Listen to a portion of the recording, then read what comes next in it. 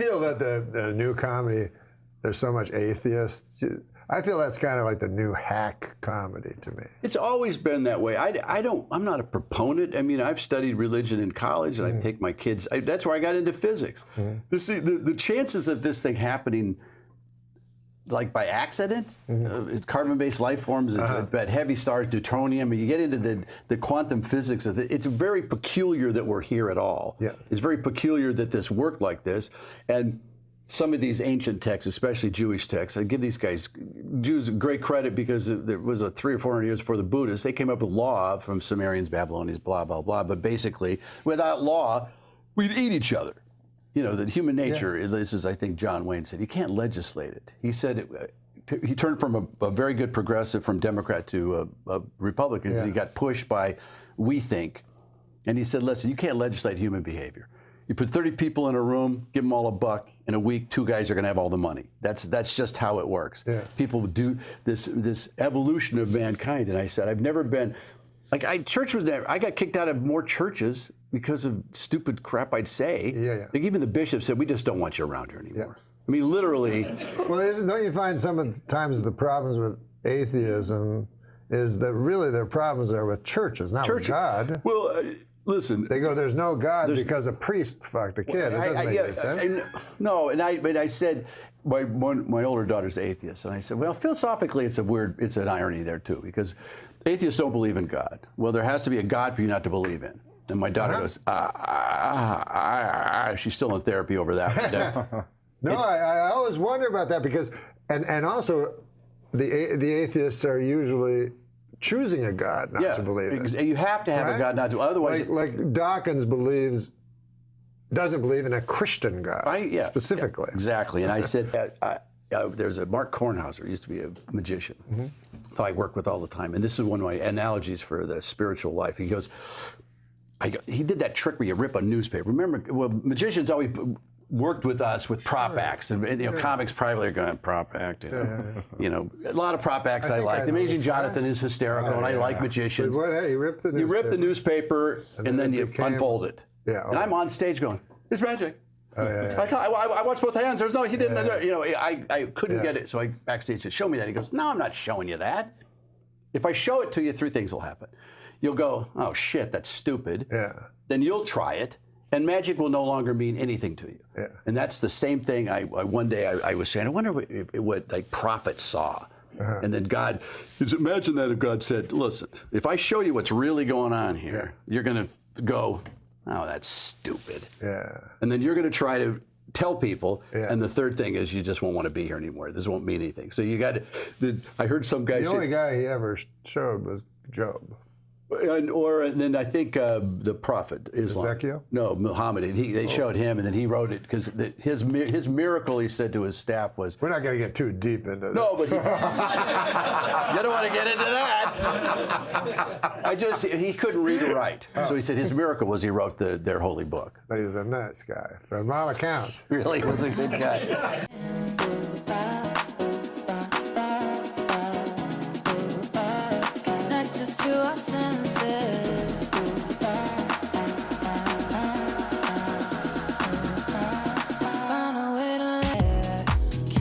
I actually got into an argument on the subway, and the guy quoted the Bible at me. That is not fair.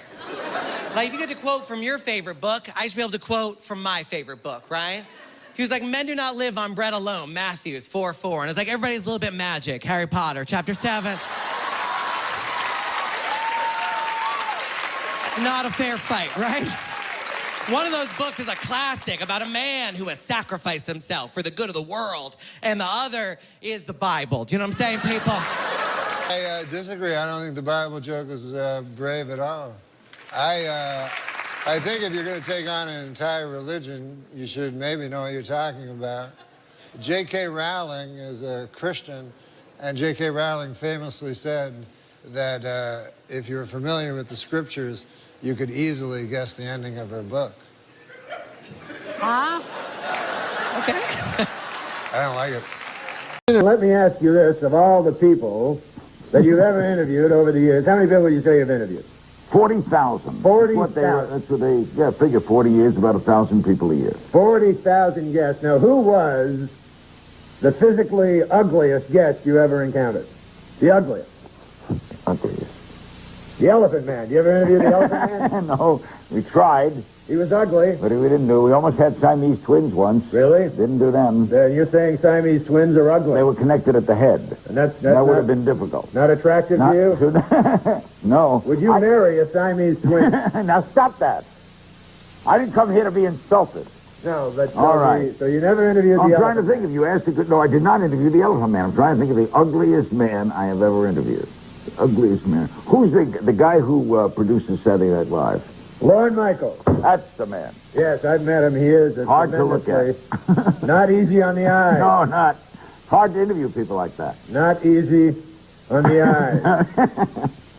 So you're saying, Larry King, that you find conjoined twins ugly? At the head, yes. At the head, they're ugly. At the hip, they're not ugly. The But at hip- the head, well, it's grotesque. It's grotesque. Don't you think it's grotesque? No, I find all humans beautiful.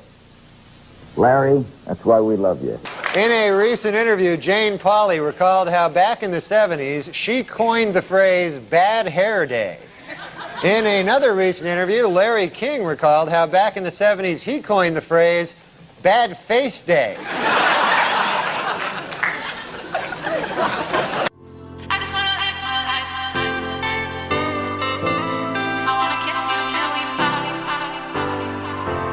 I wanna kiss you, I wanna kiss you. You told me that we should go our separate ways, but now you're back. When I first came to Hollywood, my goal was just to get my name on there. You know how they write the names on the comedy store, like with I white got ink? my name on. You got on How it? long ago?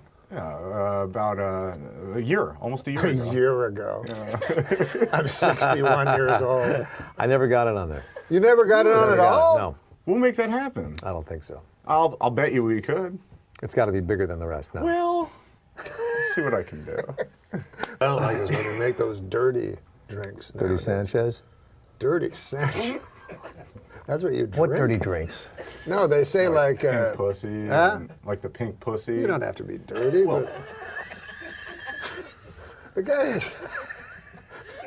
doesn't realize there's a TV camera You aimed at guys, him. this is like your little brother. God damn, man. You have such control. You're on a show that almost was the precursor for Oh, it precursor. definitely was a precursor. That's a good word. Because that's in Breaking Bad. But Yeah. also Weeds was like kind of the broke down the door for Breaking broke Bad. down the door Yeah, for yeah. Breaking Bad, he says. And he's the post-cursor. I got nothing, man. He's just a cursor. I'm just cursed. God damn, no, your words you use. Pussy. You can say What was another dirty drink? What were you thinking of? I don't know shit about golf. 25,000 a week he costs. Is that right? What? He says really. Well, we also have to take a break. Are you kidding me? It says it right on the monitor. We have no Really? sponsors. Oh, I thought we do have a sponsor, right? You know what's amazing that I didn't We know? have no sponsors. It's got word we have to take a break. Oh, really? Yeah. That's great. Well, let's take a break. All right. Let's take a break. Say it to the camera. How do you take it? Let's take a break. And that's it. That does it? Go ahead, say something to me, and I'm going to show you how I act by reacting. How are you feeling, Kevin? In my head, I'm thinking, how am I feeling? All right. Jesus, that was good. I'm not finished. Oh. Yeah, I'm all right. You? I guess I'm all right. I don't know. Worst reaction ever. Doesn't even know how he fucked. But whatever, you need a sidekick. You have a sketch that you wrote that gets like on at 12:55. Yeah. And then Lauren comes and goes, you got to move this down to 4 minutes. Yeah, how You do gotta you make do it that? 3.5 How is minutes. that possible? He says, we could either put it on or, we'll cut it and do it another week. And it's not going to get on another week. Yeah. So It's you hard to say, do "Oh, that. no." You have to talk fast. You know what I mean? No. You don't know what I you know have it. to talk fast means? Yeah, I know, but That happened. How did you guys meet? Did you have to audition for we this? covered that in the Tom Green episode. No, we met at Tempe Improv. I like he's mad. Well, He's like he's mad at you. We covered that in the Tom Green episode. I was saying it to you. I met him when I used to manage the Improv in Tempe. I didn't ask you if you managed the Improv. I just asked you where you met him. He's good with that. Wasn't Kip Adada the guy who went over to? No, that was Kelly Monteith. Kelly Monteith, another one. He But went these guys over- were all like established when I came in. What's his name from Richard Chicago? Lewis. That's it? That's how he helps out.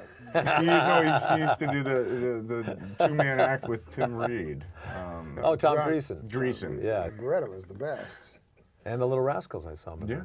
there. Yeah. Book was riveting. And the Flying You didn't Birds. read the book? No, but I heard it. Was Yeah, you heard it pretty from me good. because I read it.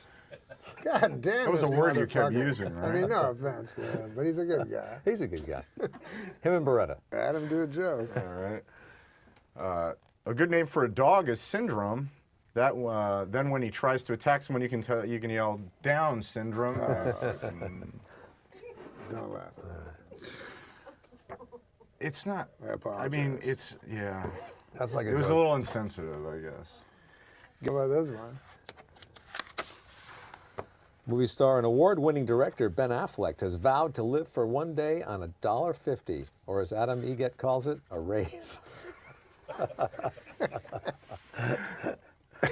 He did the joke and you were the punchline. Yeah, I'm broke. There's going to be a Broadway musical based on the movie Rocky. I don't know if you guys heard about this. In the Broadway musical version of the show, after Rocky climbs the steps of the art museum, he goes inside and spends 2 hours looking at paintings. I know, god damn. Goes inside and looks at what? Paintings? He looks at paintings. I like for that. 2 That's a good one. hours. In England, a woman was arrested for throwing a birthday party for her 16-year-old son that included marijuana, alcohol, and strippers. Now she's got even bigger problems. What to do for his 17th birthday? Whatever. You know what my favorite impression that you did was? When Sam Donaldson was on the chair. That was hilarious. I loved you as the audience member in the Phil Hartman's Donahue sketch when the women, they were like battered wives or something similar to that. Were you in the, thank you. Were you in the,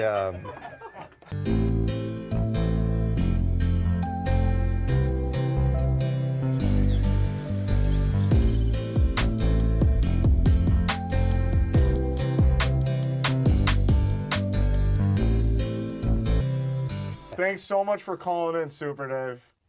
Please come I back. didn't call in, asshole. I didn't call in. You called me. I'm not calling into this. Let me explain something. If I'm homeless, I'm not calling in. Duly noted, Super Dave. You understand? You understand? Yes. Remember the day before the lockdown, Norm had some set that went viral. It was a cookie jar dunk.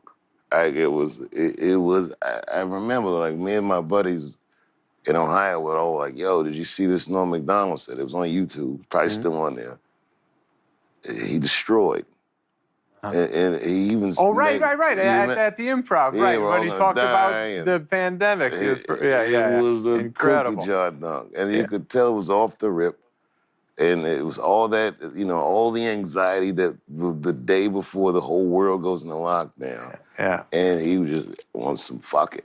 And it felt so good. Again, it made me feel like everything's gonna be fine. I wasn't going to talk about the coronavirus. But on the way here, I got really ill. But I think it was because I ate a cherry pie. Like, I got a cherry pie from Bristol Farms, and I ate it, and then the car was going weird, and I was like, oh. And then he turned on the radio, Jeremy, and then all the fucking news was like, the guy was like, well, there's been so far 11 cases, 50, 200. I don't feel good, you're like, oh. This is not good. So my plan is just to not die. Survive long enough where they find a cure. Some people will have to die. But finally they'll find a cure for me. And then I'll thank all. It's funny how Big Pharma is so evil till now.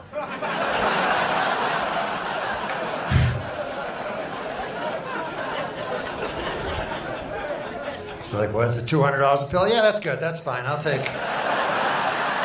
Give me all you got. It's funny that we all now know how we're going to die.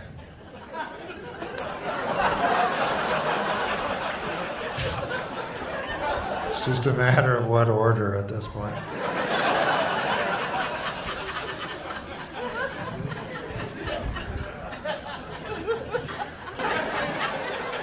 Oh, I can't touch my fucking face. Remember the good old days when washing your hands didn't take 3 hours? Like ABCD. Just take me now.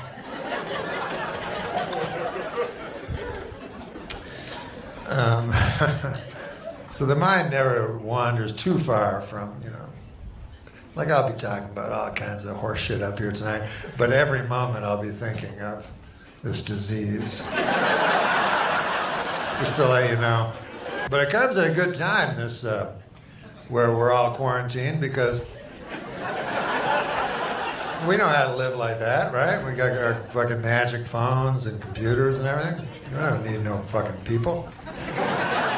It was the last step between us and happiness anyway, were people. Got the TV and shit. Fucking more interesting people than anybody I know. Listen to fucking First Take and spend my last moments on Earth with Max Kellerman. We hate the most.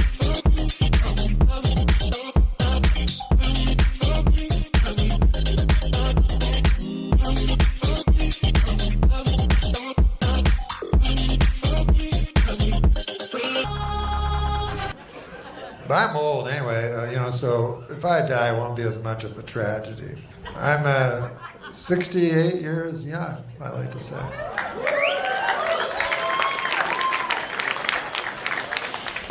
Yeah. You get old and you start worrying anyway, Forget the coronavirus, like that's possible. But it was a good idea you made. It was a good choice tonight to come out and sit beside total strangers. At least I might be here. I can run, At least I can flee when I see it.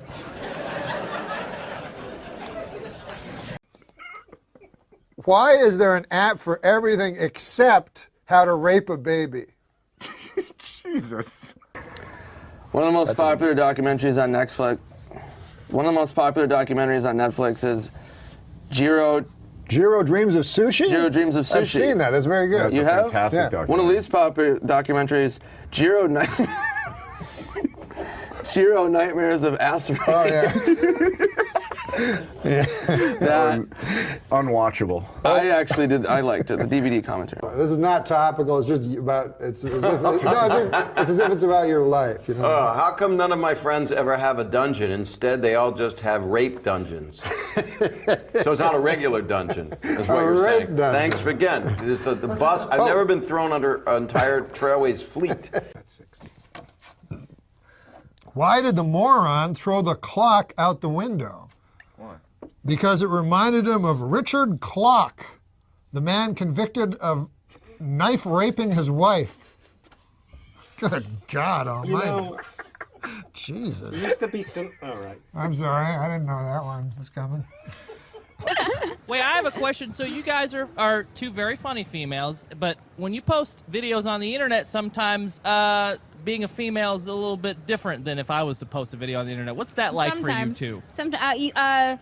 We've been called certain things many times. How do you deal with that stuff? I think I'm numb to it now. We've been called everything so many times. I can't even in the beginning take it was like, anymore. Oh my God, I can't believe this. We should just stop doing this. And then now we just don't read the comments and keep doing it. Yeah. I think that's the right way I to think the do it. last comment I read Are was you the guys guy- talking about Barfy Man 362? Exactly.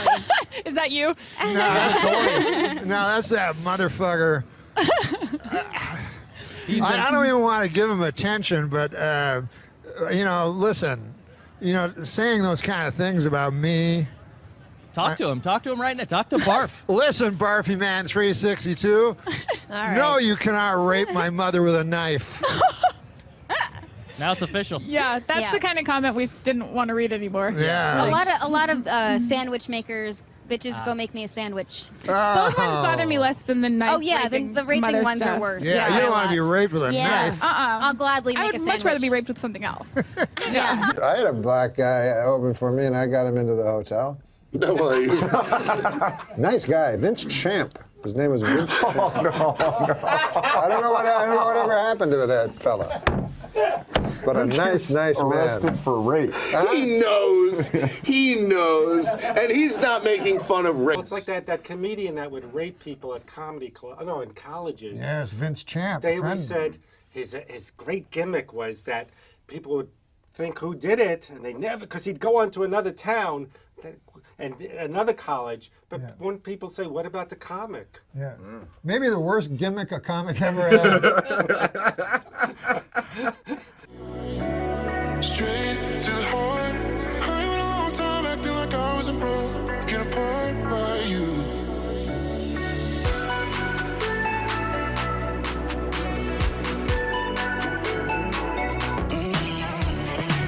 Michelle Greffy. Yeah, you got a bad review in the paper by Michelle Greffy. She hates you. Yeah. What'd she say? But the New York Times loves me. But Michelle Greffy hates me. What's something Michelle said? She says, all the charm of a date rapist. But a date rapist has to have charm, right? That's true. A date rapist has to have a lot of charm, right? I would imagine so. Real rapists don't, but date rapists. They have to have enough charm to get you on a date. They gotta get you on a date, exactly. He took your punchline. Sometimes you'd see guys, like I knew this guy, I don't know if you've ever met a guy who's like, you don't even understand it, but it just gets women all the time, and it's like very mysterious. Yeah. Like, but like I know this one guy literally got a different woman every night. I'm not even exaggerating. I asked him what his secret was. He said he was a serial rapist. So for him, it was just I don't think that counts. perfect. You want me to call Don Omar right now and ask him if you could have your job back? Sure. Okay. Gary, let's take a break. Give me the phone number for Don Ohlmeyer. Where is he? Do you have a number on him?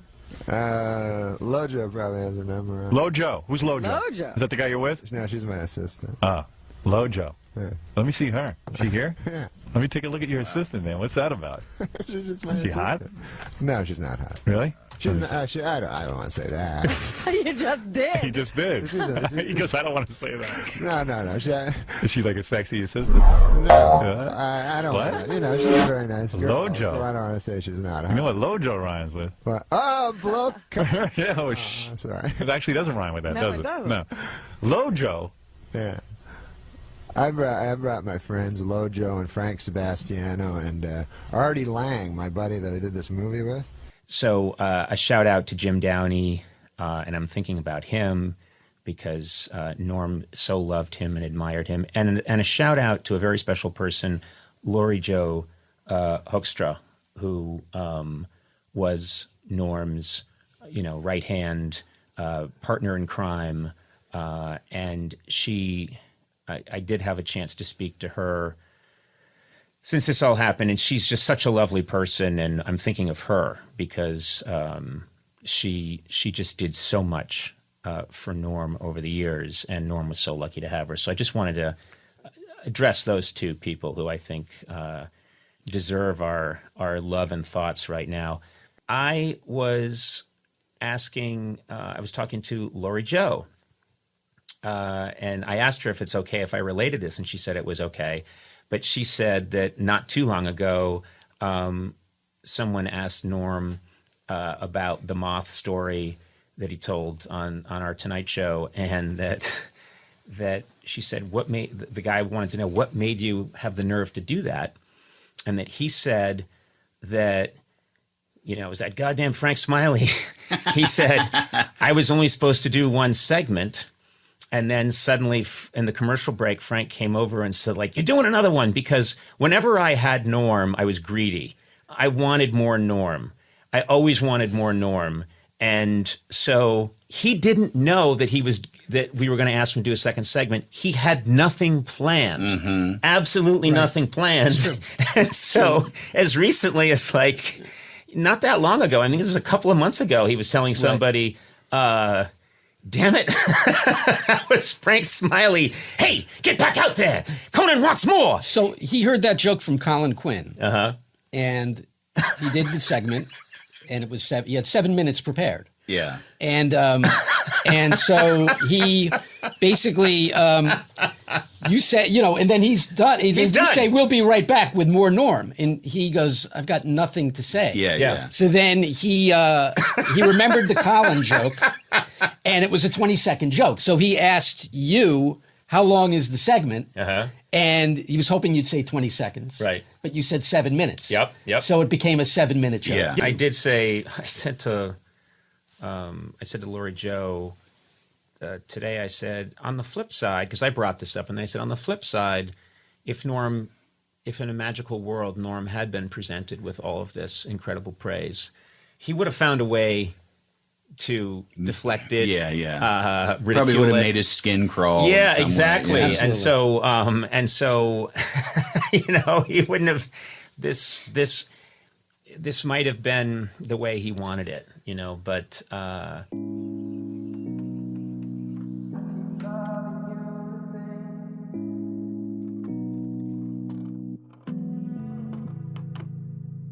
It's been a while, and I still like the way you look at me. One that makes me laugh every single time. And well, I mean, I'll tell you the joke, I'll tell you in a second, but I also love the phone call that is 100% real. I almost left in the editing because as soon as we finished it, I was in the room with them. He did it completely alone, but I was in the room in there. And as soon as we finished, I said, who called? And it had been his brother, Leslie. Yellow is the best color, but I don't know if you call that an opinion. It's just a, oh, hold on, it's my phone. Hello? I got to phone you back on account I'm doing a special on the TV, comedy special. So I'll call you back, okay? Okay. So I almost left that. Oh my, I just froze there. But I almost left that. I almost left that in just so people knew that phone call was real. But anything Norm does is real. So it's not even a question of whether that was a fake call or not. It was real. And then of course with the dog barking, I like that in there too.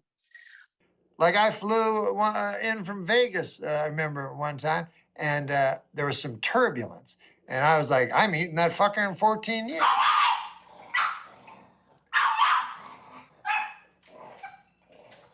But Hail the Sluts makes me laugh every time. For she's a jolly good slut. So anyway, that's my joke that makes me laugh every time. And you know what I was way ahead on? Slut shaming. I was always against that. I remember telling the fellas in high school, I go, guys, I think we're making a big mistake by shaming the sluts. You see, here's what is my concern. I feel if we shame them too much, they might stop becoming sluts, and further ladies might not want to be sluts either.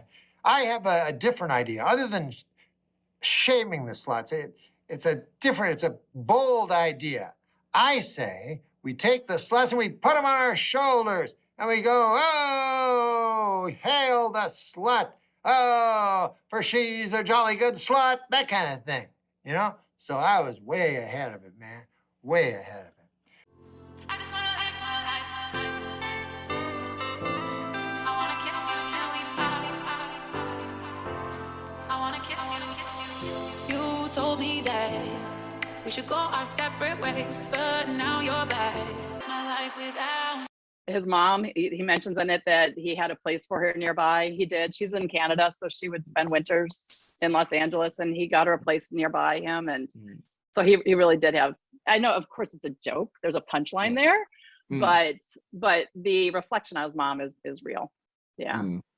What was Rodney Dangerfield like being around? He was as Rodney as you would think. But later in his life, didn't he wear a bathrobe and nothing underneath? A lot of times, yeah. Which is funny, but I don't know if he was trying to be funny. I don't know. He was a good dude. Like when you would shoot, I remember eating lunch with Rodney during Little Nicky. It was just me and Rodney sitting in my trailer and just talking, relaxed. And he was just a sweet guy. Just a sweet guy. He did feel like he wasn't like no respect from the industry. He just felt like he was a no respect guy in life. He was just like, oh, this. He felt like he always had bad luck in all those stories. And but he was a genuine sweet guy. I do remember when the Hanukkah song. But Rodney, anyways, Rodney said to me, boys, he goes, what are you doing there? Announcing to everybody you're a Jew. I go, I know what you don't like. He goes, I wouldn't tell that. No, I don't. Just let it. If they know, they know. But don't. It was so funny. When Rodney was dying, you did talk to him in the hospital. Yeah. And you were, you see, this is the balls on you. Guy's dying. He means something to you. What was it you said to Rodney about you were going to go now tell the world his secret? Don't worry, I'll let everybody know that you were gay. It's that kind of thing isn't found on anymore. And he was kind of staring off into space, and there was no action on the machines or anything like that. And at that point, his eyes kind of shifted, and his mouth started shaking like he wanted to say something to me. And he was like, I could see there was a look of like joy and recognition and stuff. And all the machines lit up, and this crash team ran into the room and said, what the hell is going on and stuff. And they said, he hasn't shown any signs like that in a long time. So he knew I was there. He was an event guest on Carson, like you say, somebody you knew was coming on, like Rodney.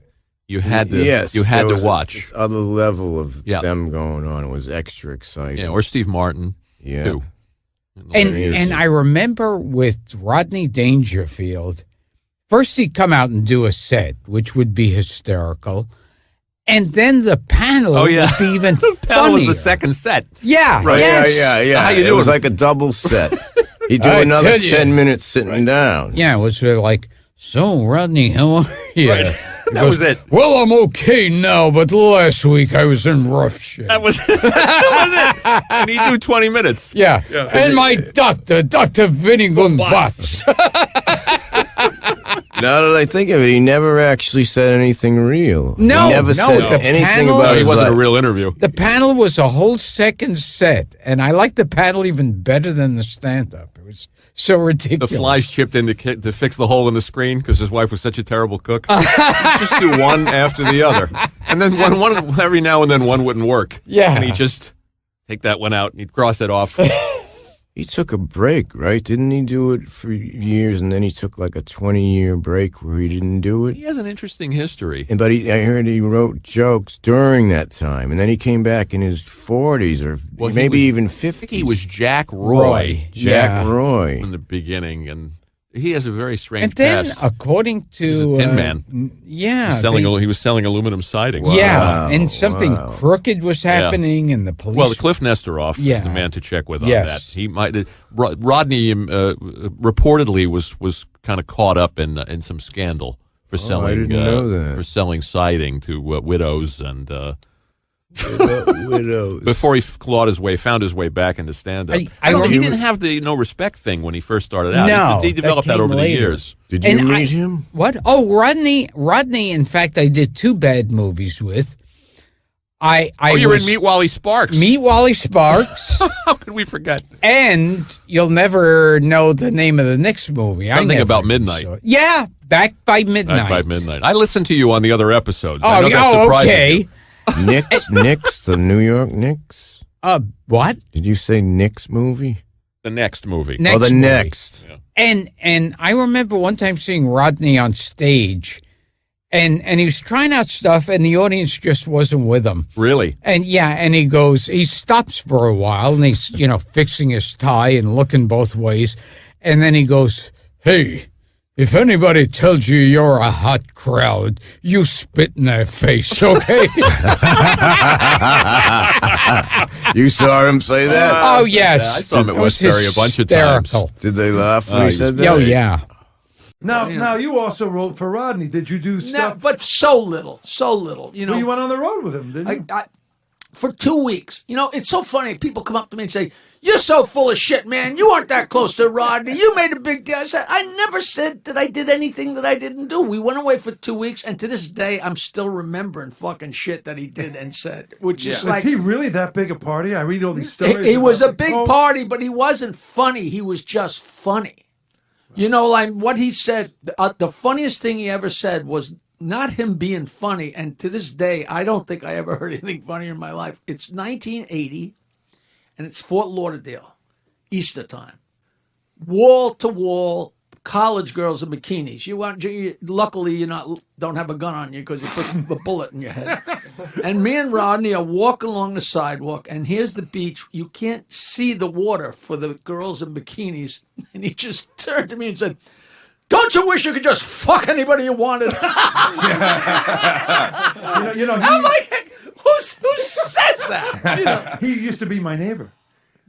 Rodney lived in the Pavilion on York Avenue between 76 and 77th Street. I know it well. I lived in the Kingsley, right up the road from where he was.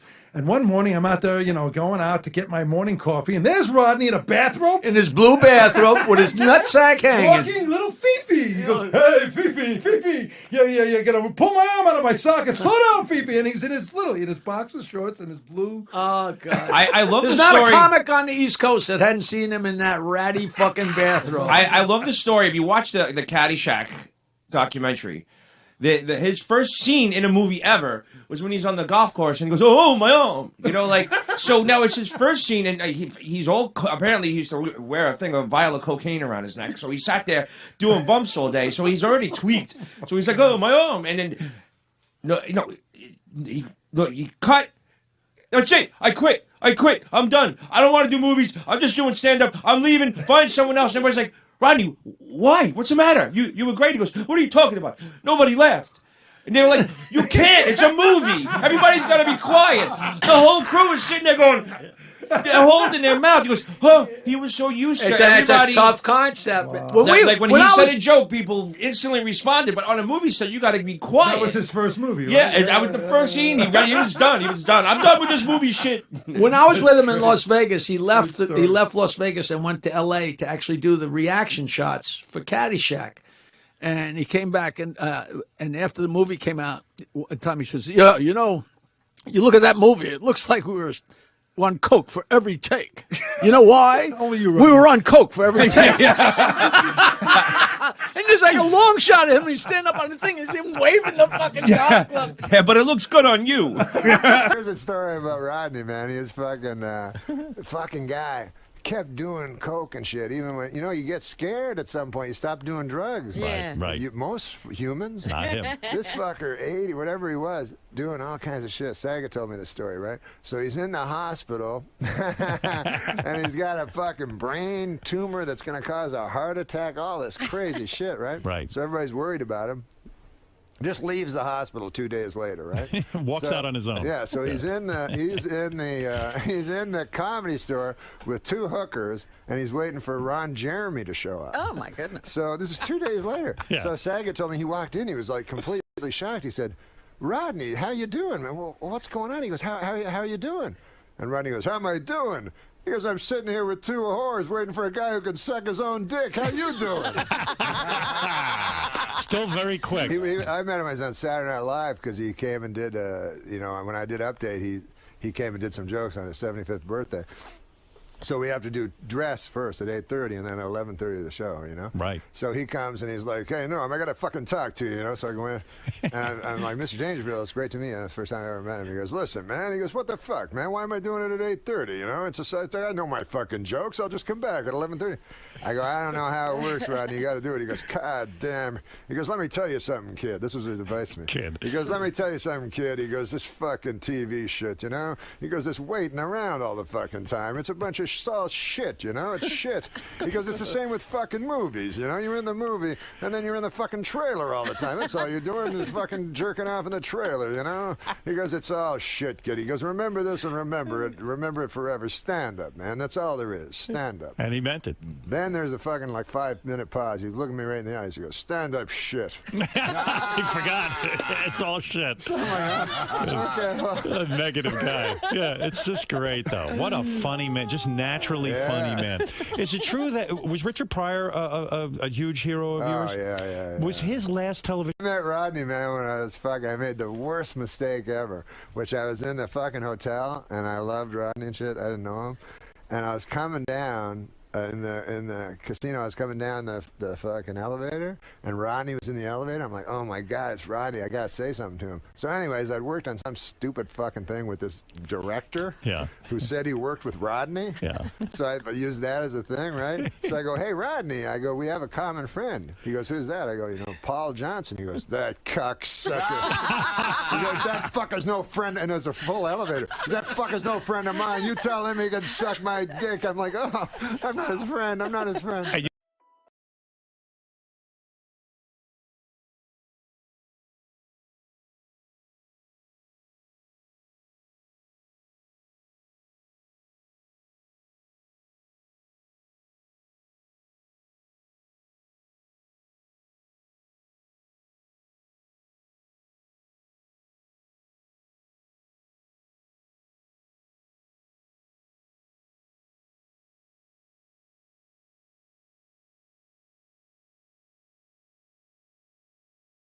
But you remember that book on stand-up written by maybe William Goldman? I can't remember.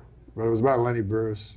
It was about Lenny Bruce. I don't think I read that. It was Lenny Bruce. I never met Lenny Bruce, but I know who William Goldman is. So there was a guy that was with Lenny Bruce that was supposed to be the funniest guy. Well, and he was Rodney's friend. Joe Ancis. Yes. Joe Ancis, Rodney Now, told I met me. Joe Ancis. No way. He came to Saturday Night Live, and he wasn't very funny. Well, he was an old man by then, right? Yeah, he was with Rodney.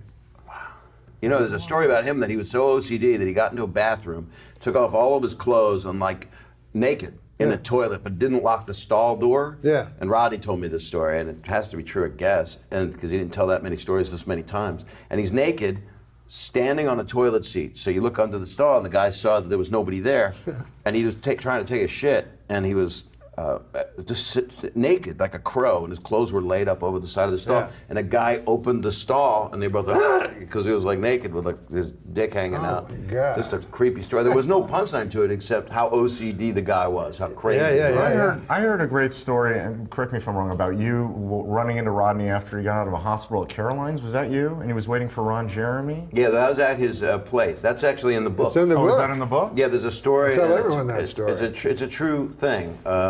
That I was supposed to have dinner with Rodney at 7 o'clock on a Wednesday. And I got to his place, and he was in a robe, and he'd just had surgery, but he was healed, wasn't hanging out. He had a scar up here, and he said they took out all my guts, lied him next to me, and then put them all back in. That's how he talked about his surgery. It's just like something quick, like Legos or something. And so I got to his place Wednesday night, and his wife was going out with a friend, and he goes, "Bob, you didn't call to confirm." I said, "I'm not late. This was the plan." "You didn't call to confirm, man. I'm sorry. I got Ron Jeremy coming up here with 2 hookers." And I said, "Well, I got to go. I'm not going to. I met Ron before. No offense. I just don't. I'm good. I'm going to leave." And Rodney goes, "Oh, I'm sorry, man. I feel bad." He had a release on the table that just says, "I, Ron Jeremy, allow Rodney to use me in his book." And that was just going to be his signature. That's what it was all for. So Rodney goes, "Sorry, I'll walk you out. I feel bad, Bob." And he walks me over to the elevator, and the elevator was just to his unit. And I walk over, and the doors, I'm on the inside of the elevator, and I go, he said, "How you doing, Bob?" I said, "I'm doing pretty good. I would have liked to have dinner, but how are you doing?" And he goes, "You want to know how I'm doing? You're leaving, and I'm waiting for a guy that can suck his own cock. That's how I'm doing." And then the doors closed. And we both laughed out loud because he said it he had no energy up to that moment. And when he said it, it was like a back-to-school moment. "That's how I'm doing." And he yelled it. And that's what the guy could do, apparently. The potato bug of porn actors. Yeah. Could curl himself up. And you've met him. I met him. He loves comics. Thinks he's funny. He's the funny one. Loves comedians. That's the guy you definitely want to fist bump, not shake. Oh, yeah. Talk about that big juicy thing you were talking about. No. He was awesome. I officiated his funeral. Oh, man. It was pretty intense to put him away. I was with him in the emergency, sorry, I got a little, in the intensive care. He was in a coma, so I'd go in and talk to him. How old was he when he passed? 84. That's amazing. He did all that coke and he made it to 84. He stopped doing coke. He just liked pot, but he When did did a he stop lot doing of coke. When did he stop? I think about 10 years before he died. Still amazing. 74 years old doing coke, going, I got another 10 years. I'll tell you what. I can't. How do you stop? Woo! No booze, no coke, no pot, no pills. Yeah. They said that this guy, Don Ohlmeyer, turns out to be the president. Yeah, now I know Don Ohlmeyer, and just between you and me, he's an idiot. Oh.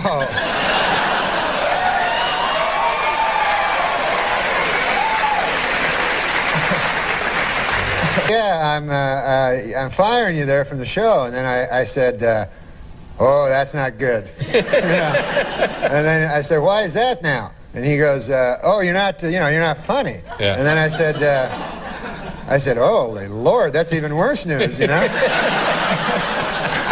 He goes, no, I don't got nothing to fall back on. He's a good man. Well, he just fired you. What do you mean he's a good... What is wrong with you? There's too much cock talk. This guy has fevered nightmares all night. Dreams, I mean, like sweaty, fevered dreams from the cock talk that's been all over his head. Why bury me twice? He's killing me. No, he's a good man. That erased it. All right. No, he's a good man. Who cares? After all that, that's the whiteout he puts on. Yeah, I know, it's awesome. After he talks about you doing chin-ups on cock for 18 minutes. He goes, no, he's a good guy. I'll put it in sports terms why you got fired. You were fucking with OJ too much. That's exactly why you were fired, man. Well, I don't know. That's his buddy. Yeah, it's his buddy. Yeah, well, that's why you got canned. OJ's a good guy. I mean, he's not... We got to end on that, Normie, but there's what they'll remember you by. OJ's a good guy. Man. Thanks for coming. I swear to God, though, when you sit on a couch for the living. You should think about not giving that up.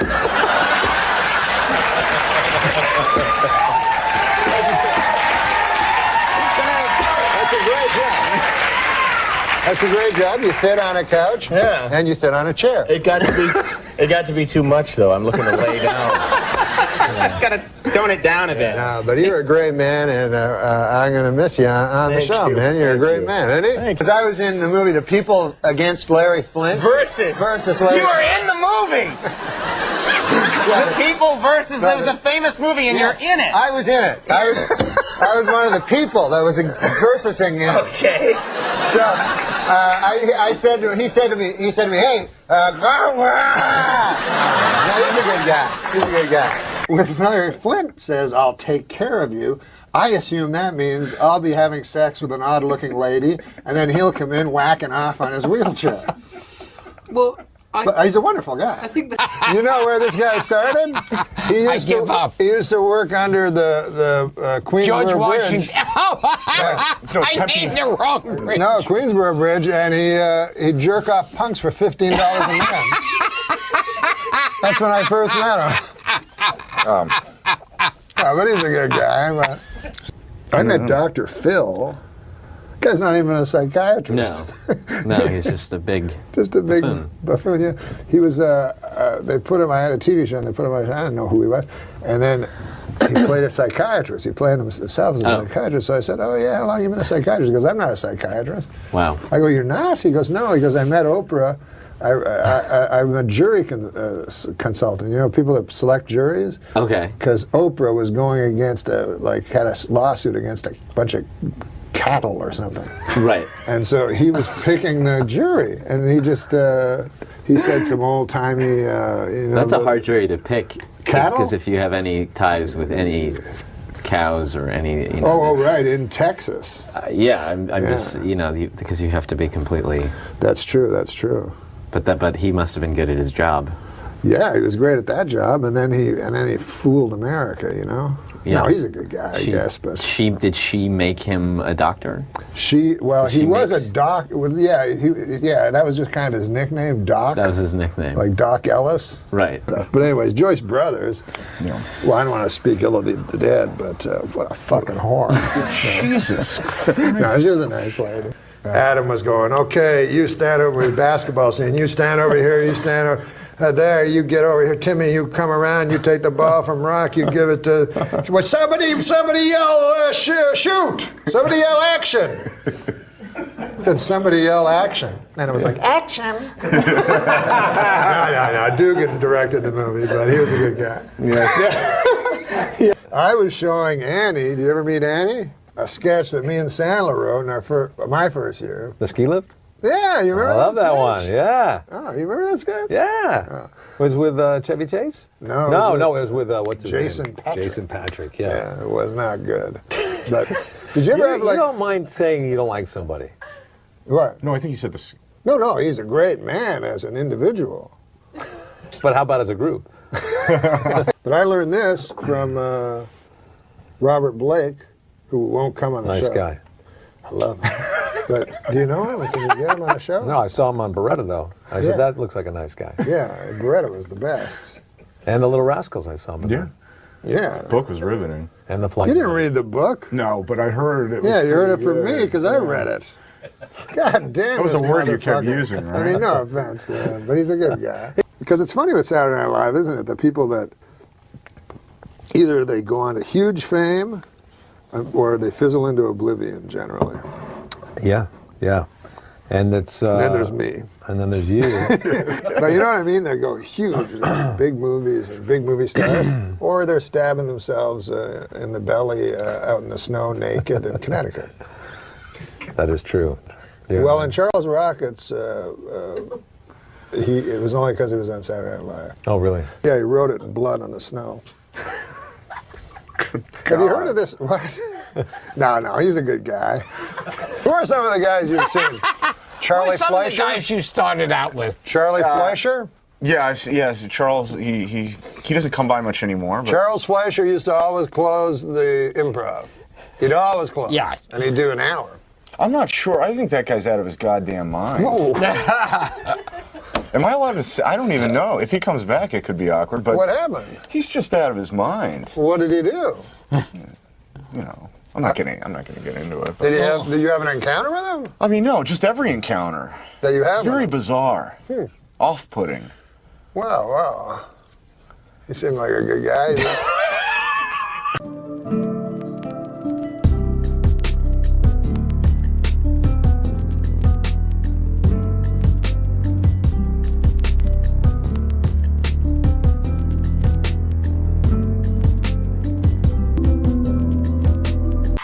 I had a black guy open for me, and I got him into the hotel.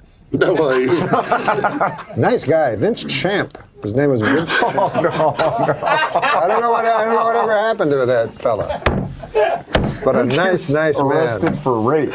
He knows, and he's not making fun of rape. Two businessmen bought the Milwaukee Bucks for $550 million. They are very excited with their purchase, as this is the only legal way to own black people. Now that is here, and I read that. Well, you're not there. You know how businessmen are racist? They are. Yeah, so it's them being racist. They are. You.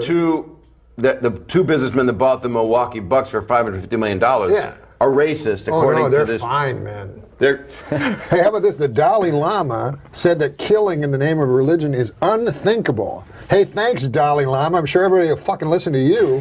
No one listens to the Dalai Lama. No one. He doesn't have a wide like the head of another church is going to listen to the Dalai Lama.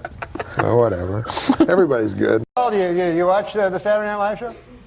Yeah. What time is that on now, Paul? Huh? I say, what time would that be on? It's like it's 11. It's live. I think. Yeah.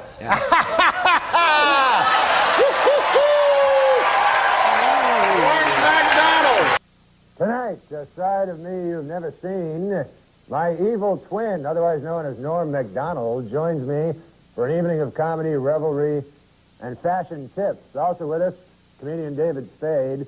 Join me, along with me, and David Spade. We're all next on Larry King Live.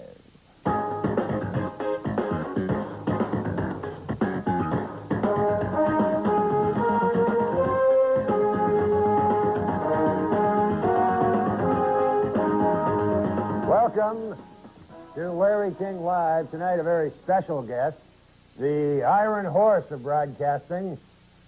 Larry King is with us. Larry, welcome. An honor to be with you, Larry. Well, welcome to the show. This is strange, isn't it? It's strange, but it's good. I'm very proud to be. I've always wanted to guest with you. Yes. Yeah, it's weird. Good to be on the other side of the desk. Yes, good to see myself. You know, now I'm starting to talk like you talk like me. All right, what's the question? The first question is, Larry, you've done it all. You've interviewed everybody from Sadat to, who's another guy? And name it, Clinton. Sadat to Clinton, all through the years. What is the key to being a good interviewer? The key? The key to being a good interviewer. Is being a good listener. What was that? A listener. You have to listen. You have to listen to the answers, Listen. which gives you the next question to ask. The next question to ask. In other words, if you're a good listener, you ask me, like, who was your favorite? I see, and then I answer, and it surprises you. So you say, why? Or what did he do that made him your I favorite? see, all right. You gotta be engrossed. Engrossed In the guest. subject. Yes, the guest counts. The guest is everything. Not the host. Not the host. The guest counts. I'm the guest. Fair enough. Host Well, me. Then let me ask you this. Of all the people that you've ever interviewed over the years, how many people would you say you've interviewed? 40,000. 40,000. That's what they figure 40 years, about 1,000 people a year. 40,000 guests. Now, who was the physically ugliest guest you ever encountered? The ugliest. Ugliest. The Elephant Man. You ever interview the Elephant Man? No, we tried. He was ugly. But we didn't do. We almost had Siamese twins once. Really? Didn't do them. You're saying Siamese twins are ugly? They were connected at the head. And that would have been difficult. Not attractive to you? No. Would you marry a Siamese twin? Now stop that. I didn't come here to be insulted. No, but All right. So you never interviewed I'm the trying to Elephant think if you asked a good... No, I did not interview the Elephant Man. I'm trying to think of the ugliest man I have ever interviewed. The ugliest man. Who's the guy who produces Saturday Night Live? Lorne Michaels. That's the man. Yes, I've met him. He is a Hard to look at. Not easy on the eye. No, not. It's hard to interview people like that. Not easy on the eye. So you're saying, Larry King, that you find conjoined twins ugly? At the head, yes. At the head, they're ugly. At the hip, they're not ugly. The But at the head, it's grotesque. It's grotesque. Don't you think it's grotesque? No, I find all humans beautiful. Larry, that's why we love you. That's right. Oh, what now? Now, let me ask you this. What? You are a very happily married man now. Very. How many times have you been married? 6. 6 times, and now... Finally. 6 is the charm. The right girl came along. Shauna. A lovely Shauna. I woman. call her Shauna because it's like... And how long have you been married? 7 months. 7 months, which is a record. No, this is the first... I've been married, Larry, but I've never been married. Married. This is married. Married like... She's my friend. Like, I love her. I see. That's what Clinton says about his wife, isn't it? I came to the show expecting the best. I didn't expect to be humiliated this way. Well, let me ask you this, Larry. You're married. Yes. 6 months. Yes, 7 months. 7 months. See, you gotta listen. Okay, 7 Okay. months it's been. Been. And yet, you started necking with Marlon Brando on the air. What's that all about? Marlon grabbed me. It was him, not me. So it was him. It was him. He kissed you. Out of nowhere, he kissed me on the lips. Oh, my Lord. And I tell you the truth. He was aroused. I can't stop thinking about him. Was he aroused? Was he aroused? That's a journalistic question. That's correct. And if Ed Bradley's here, I'll have him ask it. I had no idea. I was shocked, Larry, when he did that. Shocked when Marlon Brando kissed Absolutely. Wouldn't you be? I would enjoy it. Are you? Never mind. Am I Larry King gay? Was that your question? Yeah, that's what I was going to ask. Yes.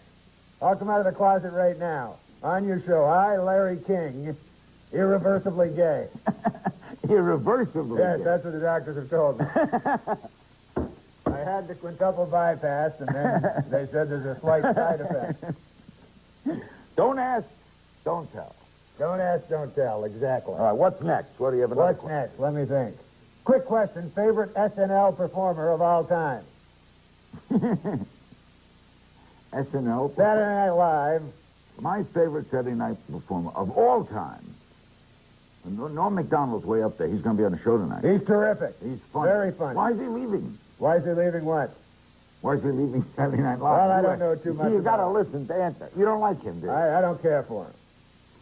Belushi was way up there. But if I had to pick a McDonald, Belushi, very strong. And the guy, Dennis Miller. Dennis Miller, terrific. Right, Terrific. bright, intelligent. Very bright, intelligent. We have about a minute left to my portion of Guess With You because Minute I've left. got to go. Well, I wanted to bring up one thing. Not only are you master of the medium of TV, you also write a column in USA right. Today. I do, every Monday. I have it with us. Yes. I have it with us. Every Monday, you write a column for USA Today. Correct. And you read USA Today? Yes. Terrific paper. Right. Terrific paper. Now, I've got your Monday, April 6th column. I'd like to quote something for you. Here you say, Kathy Bates is sensational in primary colors. Yes. Still feel that way? Why would I change? You mean, on reflection, she's not sensational? So you're saying on reflection, she's not sensational? No, I'm saying Thanks for having me on. Wait, I have another one. Which one? It says here, I haven't seen kids shooting marbles in years. I haven't. Still feel that way? Now, what about this one? For my money, of all the guests I've ever interviewed, the Elephant Man was the ugliest. Did you not tell me you never interviewed the Elephant Man? And so, one of us is lying, in print or on the air. Exactly. Exactly. Larry King, good to have you with us, sir. Thank you, Mr. Starr. And we will be back. We'll return with David Spade, a funny man, and Norm MacDonald, an even funnier man. Stay with us. You say I don't listen. I tell you I try. And we both got our own problems. There's no chance of you running for president again? No, I don't think so. Oh, really? Because, it'd be good for me. Kind of help you keep you on the front pages, Now, believe me, Norm, running for president doesn't always keep you in the front pages unless you, of course, take a dive off the podium. Yeah, that did get a lot of coverage, didn't it? Yeah, and thanks for noticing here on Saturday Night Live. I appreciate it. I don't write a lot of this stuff. I do, yeah. Across the Great Plains, harsh weather and hungry boll weevils are the cause of one of the worst cotton harvests in years. Or so the Germans would have us believe. Last Sunday's National Hockey League game between the Buffalo Sabres and the Tampa Bay Lightning was postponed due to record snowfall in Buffalo. Or so the Germans would have us believe.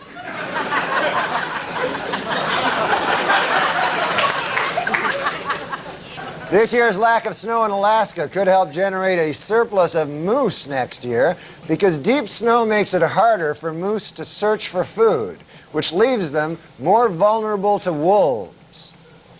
Or so the Germans would have us believe.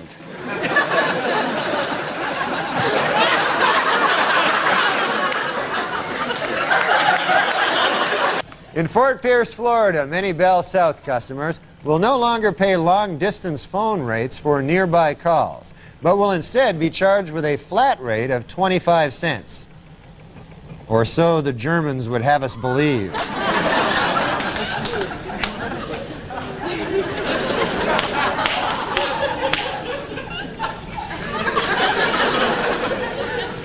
In Little Rock, Arkansas, a consumer group is proceeding with a petition drive to get a proposal on the November ballot that would exempt food from state sales tax.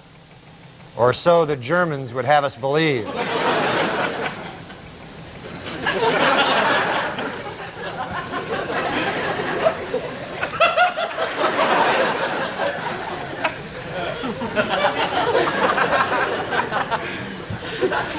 In St. Louis, archaeologists will use special radar on nearby landfills in an effort to find the 70-foot axle from a Ferris wheel, which was the centerpiece of the 1904 World's Fair.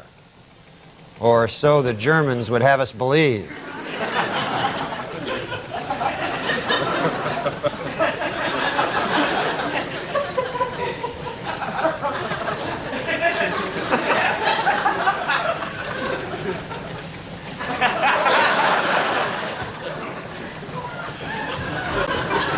And finally,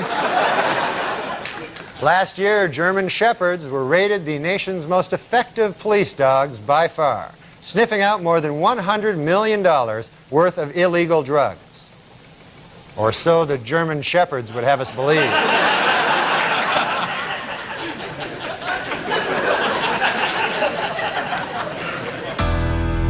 One minute we hug, next minute we barely even hold conversations fine with me.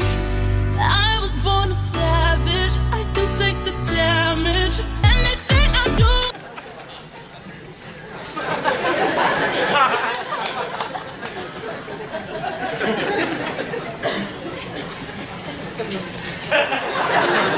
Oh, technical glitch of some sort there. All right, he is the anchor of Saturday Night Live's Weekend Update. He also does a mean Bob Dole. Is there any other kind? Norm MacDonald. Hey, buddy. Thank you for coming.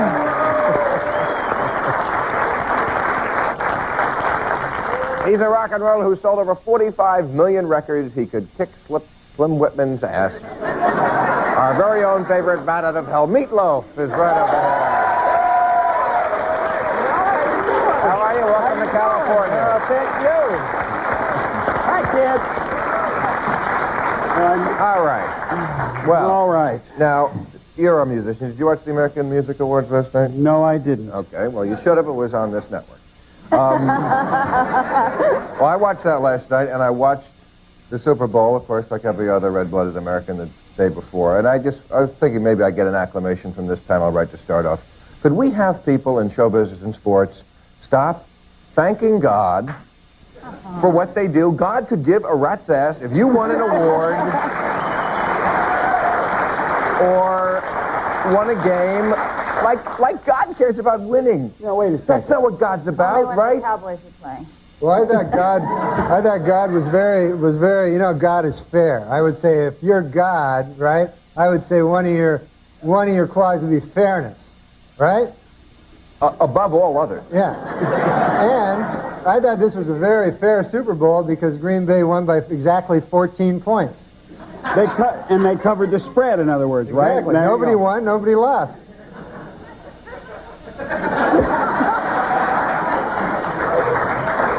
Well, what does that have to do with God? I don't know. But you know what I mean? Everybody gets up there, and the first thing they say is, thank God, I want to thank God. But I don't see that God is involved. I think it's their hubris to even say such a thing. I think it's wonderful that they have faith in God, and they look to Him for everything to do. I agree with you, Linda. Oh. By that. In fact, I thank God that I'm here tonight with you, Bill.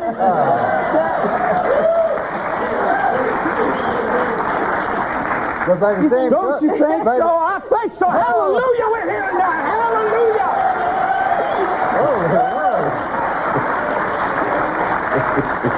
He hopped up on goofball. I think. But by the same token, the Patriots should lose their faith in God now. Exactly. They're being tested. I think that God has partisan.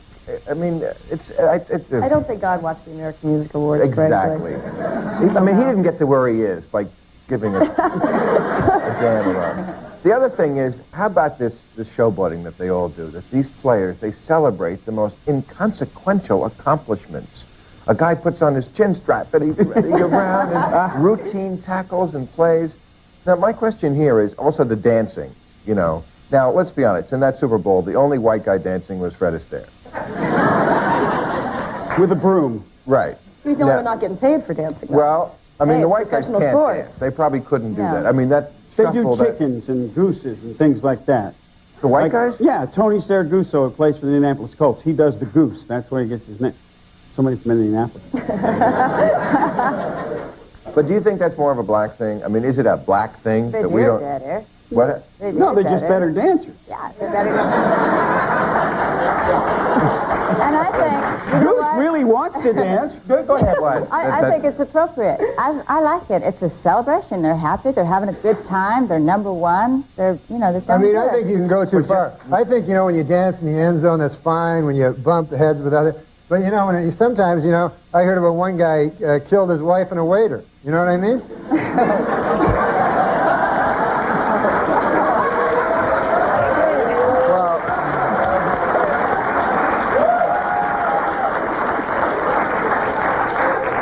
You're referring to O.J. Simpson. I'm not good with names. I just heard the story. And there is another big sports story in the news. It was last week, a football player named Walt Sweeney. Do you remember him playing? You're a big fan. No? I don't either. But Yeah, you know? Okay, who did he play for? The Chargers, I think?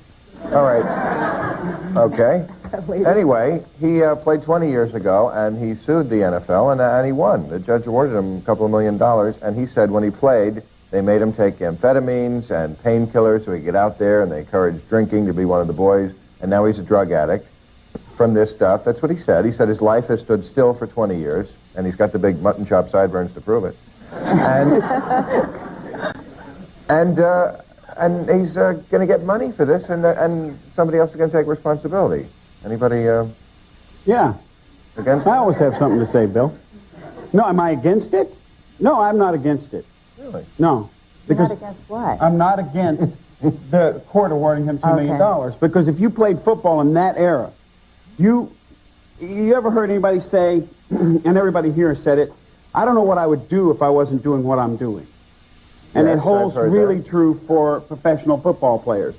And in that era, they wasn't making that much money compared to what they do now. Steve Young, how much does Steve Young make a year? Oh, lots. A lot. Well, he took 20 cortisone shots at halftime in the Philadelphia game. Who did? Steve Young. 20 cortisone. 20 cortisone shots in his rib. Wow. His ribs must have been really high. Yeah. So, this guy... But that's his choice. I understand that. I understand that, but he wanted to play, right? But in 20 years, he could say, you guys got me hooked. But it was his choice to play. And isn't it the same with this guy, Walt Sweeney? but he's being paid to play. He's being paid, right. He's being... Right? I agree. He's being paid to play. In that era, if you didn't take the drugs, you weren't going to be paid to play But anymore. you just said, I don't know whether you're arguing the meat or the loaf here, because you're... I think I said the same thing at the same time. I'm confused. Are you confused? Did I confuse myself? You're saying it's a matter of choice. Exactly. Bottom Thank line. you. But it's not really a matter of choice. I agree with Did Meatloaf. some of them turn it down? That's easy, since like our president, he's on both sides of the issue. No, I'm not on both No, sides. he's saying that Thank you you, really Mom. have no Translating. choice. You have to do this to stay competitive. Oh, When come I on. ran track when I was a kid, Oh, don't brag. and when it started, when I ran track, I was good. And then all of a sudden, people started jabbing what they told me was B12 into their ass. And it turned out to be steroids, but I didn't know that. Are you kidding? Yeah, and then And they did this to you? no, they didn't. They didn't jam anything in my ass.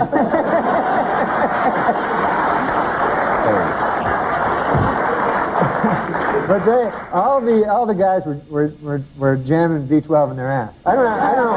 I shouldn't be saying jamming. They were injecting.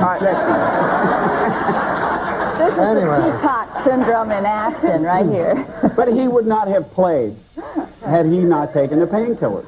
Well, what Did you about... see North Dallas 40? Yes, I mean, I did. That was that was some kind of Hollywood exaggeration, but I think it was close to the truth. But the implications for the rest of society are tremendous in this. Isn't that true? I that agree. also- I have to believe there are some that turned down the drugs, that didn't take them. That, Yeah, and they don't play. Well, we don't know. I'd like to hear, No, they don't, I'm telling you, they don't play. Well, that should be illegal. Would you feel differently if it was, say, a college football player 20 years later said, I'm illiterate because I played ball and they kept passing me through? Would you feel differently about it? Is it the drug issue, or is it the idea that somebody just went along? I think that's a good analogy, but...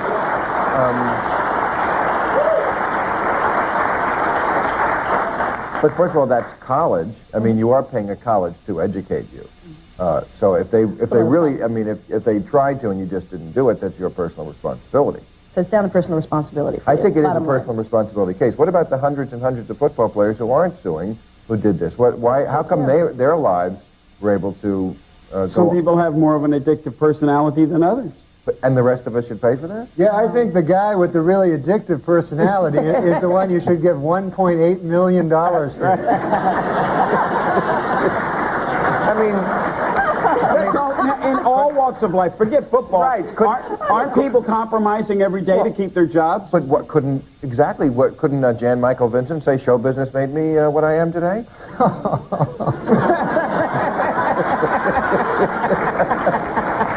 I mean, right?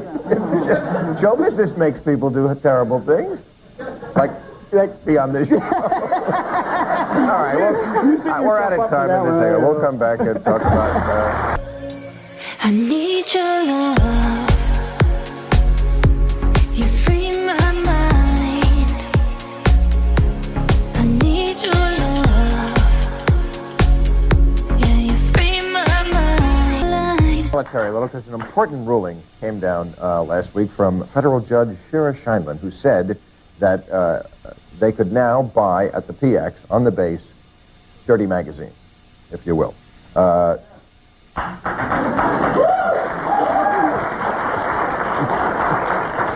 Big military support here. Yeah. It's a big military state. There's some deprived military personnel we can see.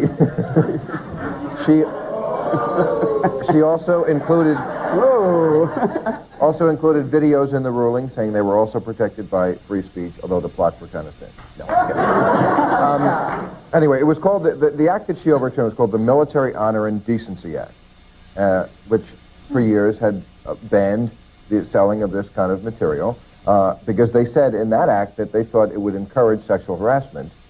When now some people are saying maybe the opposite is true. A quick session with the pet of the month, and maybe that soldier is... Yeah. You get sleepy. Don't you get sleepy? What do you mean? You don't want to rape somebody when you're sleepy. Why are you sleepy? Well, after you watch the porno. Listen, I like...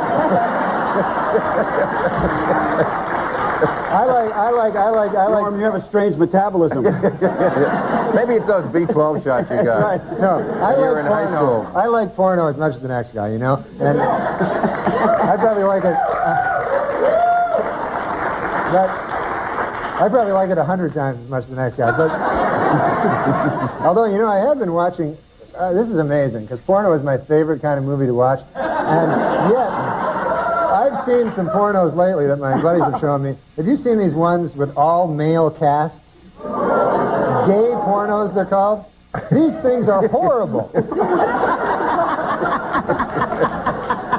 And there's thousands of them. They make thousands of them. They have not made one good one. And I'll tell you what the problem with it is. Quite seriously. Yes, sir. Quite seriously, the problem with these gay pornos and every one guys having sex with each other. Who the hell wants to see that? You know? Maybe you're shopping in the wrong section of the store.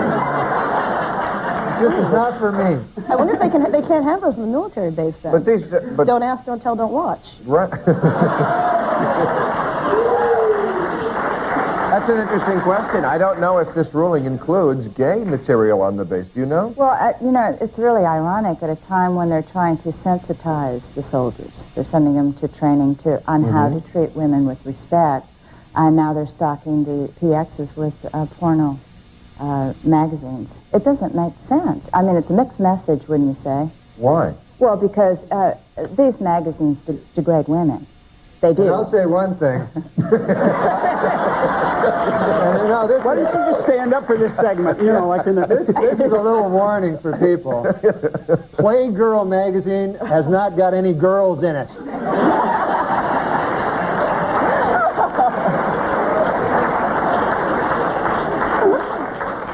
I give up. No, please, this hunk is done. But I don't see You say, but they don't all degrade. You don't think Playboy Well, I degrades don't look women, at do them. you? Obviously, I don't look at Well, them. then how can you speak I've with read authority about if you it, don't look and at it? I have a general idea of what's going on. Have you ever seen Oh, you? Yes, I have, but I don't. I don't go out of my way to look for them. No, I don't. Well, Norm has some material in Yes, his, I'll ask dressing Norm room. next time. I'll call him and He's got see what he thousands of thinks. videos. But they're all male. You might enjoy that. No. Are you all right? What happened? Well, you're all right, sir. Now, everything's going to be fine. I saw a white light and I felt this inner peace. Uh-huh. I thought I was going to heaven. But then that guy from that horrible movie Rhinestone showed up. What? It's Fly Stallone. He's trying to help us. Don't move. There's an ambulance coming. Please. Thank you so much. You're very kind. No, it's okay. He's not that kind. Did you see Cobra? That movie actually got very screwed up in the editing. Whoa, what's wrong? I just remembered staying alive. Oh, hey, come on. Look, you'll be fine. You're just a little shaken up, okay? Great. I don't know which is worse, being in this accident or being helped by the star of Judge Dredd. Listen, he's trying to be nice. Yeah, okay, fine. How are you doing, madam? My arm hurts. Oh, really? Can you move your fingers? Oh, God, Paradise Alley sucks. I'm sorry. I didn't mean to say that. Well, don't be sorry. The guy stole 2 hours of your life. Oh, come on. That's enough. I'm trying to help you. Let me ask you something.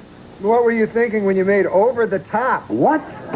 Over the Top? I mean, you had to arm wrestle the guy for the custody of your son, for God's sake. Just save your energy. I mean, did you actually get that script and go around telling people, hey, this is a good one? Oh, come on, just drop it, please. No, you're right, It was an excellent movie, now that I think about it. After all, it does combine the emotional drama of a custody child hearing with arm wrestling. That's enough! Shut up! Stop! Hey, what the hell are you doing? You're punching car accident victims. No, you don't understand. He was bad-mouthing my film. The man is injured and he happens to think Tango and Cash is jackass, so you hit him? He didn't mention Tango and Cash, okay? Please, somebody just help my husband. I think this guy's dying. All right, everyone clear. I'm losing him. Stop, or my mom will shoot. Stop. So, on Weekend Update, when you anchored, Frank Stallone was often a punchline. Did he know it was coming, or did you ever talk to him afterwards? But I talked to his brother, Sylvester Stallone, who hosted the show, and he was like, what the fuck with Frank? So I said, it's a complete non sequitur.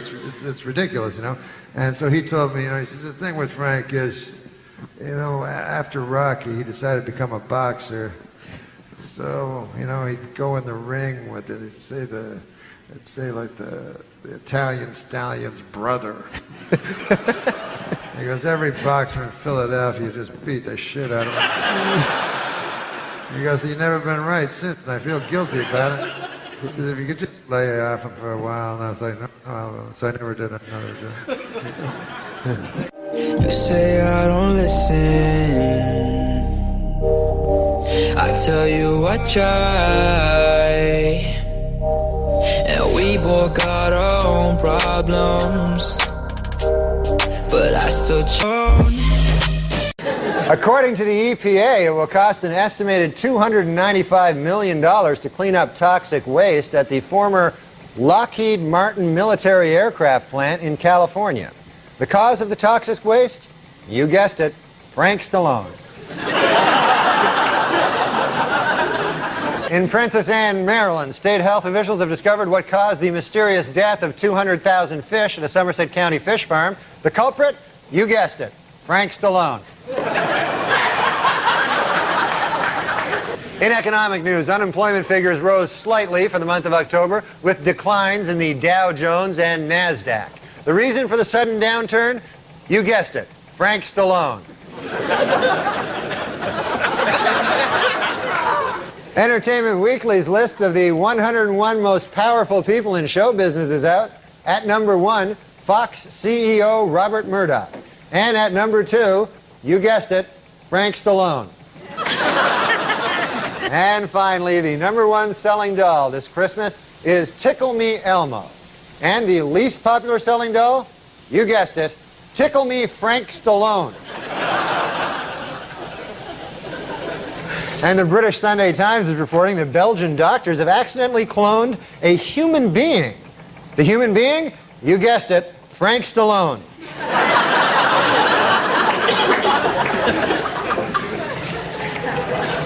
Recent photos sent from the Galileo space probe orbiting Jupiter's moon Europa suggests that it meets the conditions necessary to support a primitive life form. Just what kind of life form? You guessed it, Frank Stallone. And finally, the votes are in. And Entertainment Weekly has chosen its funniest man alive. And who is the funniest man alive? You guessed it, Frank Stallone.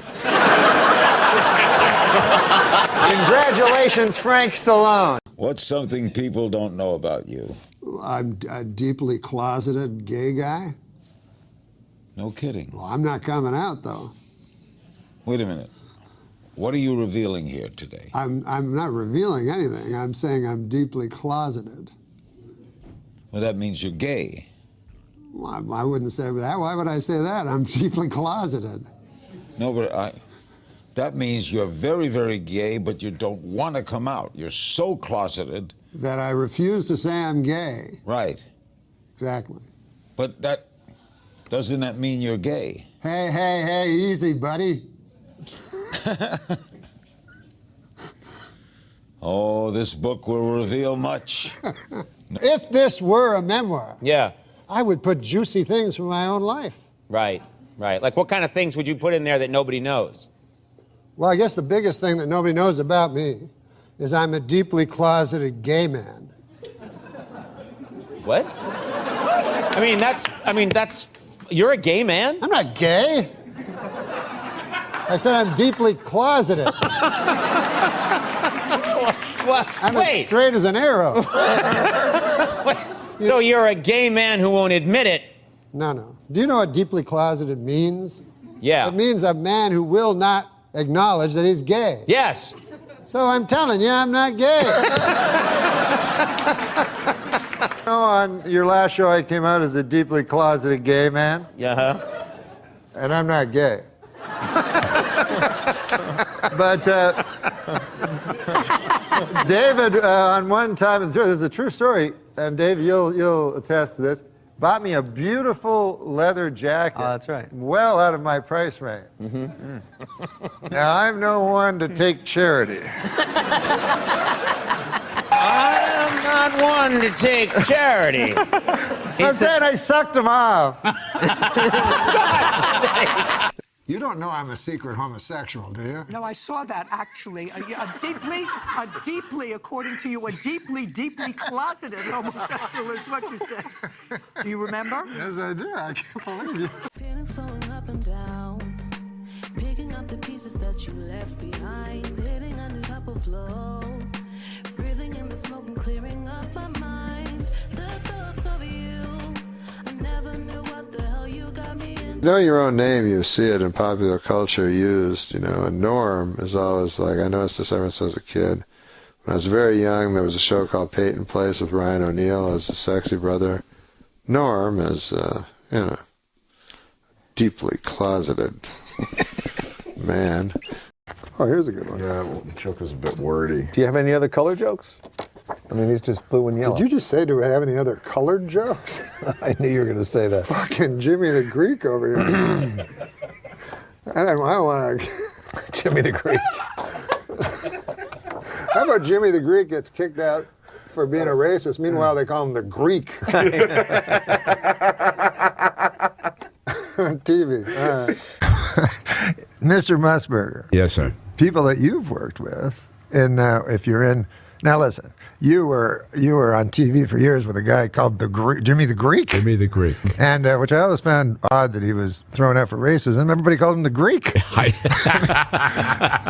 But here you had a bookmaker on the program. I did. Which I found fascinating. But were there a lot of guys in sportscasting that developed gambling problems? Or not problems. It's No, fun. you mean, yeah, exactly. By the way, he's got another Greek bookmaker sitting right next to him. There we go. I was about to say, I've got Chris Anderson. He has not changed a bit in that regard. So.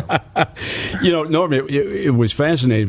I'm going to be perfectly honest. I knew next to nothing. I mean, I knew you could bet on games and point spreads, and Bob Martin was a legendary. But the Greek would always take me over to the Barbary Coast, and Michael Gunn, who owns a South Point, he was operating the Barbary over there, and Jimmy Good Vaccaro. steak. Good steak. Best. Yeah. You know, he moved Michael's from Barbary right down here to the South Point, as you know. So I said to the Greek one, I said, Greek, well, you like going over to the Barbary? I called him the Greek. Hey, Greek. You know, it was unbelievable. He's sitting around. Greek, come on, let's go out here for have a dinner. And Greek, you have to go. You're racist. I never really thought the most racist when you Greek think about there it. is. When you think about it, he's absolutely. What do you like going to the Barbary Coast for? Hey, parlay cards. Ties win. Ties win. that was why the Greek would go to the Barbary Coast, because you were the only guys that has ties winning. That's a big thing. He knew value. Yeah. He knew value. That's a lot of EV on the ties win. Yeah, we still run that ties win card, and I got to make it every week, and I got to tell you, I hate that thing.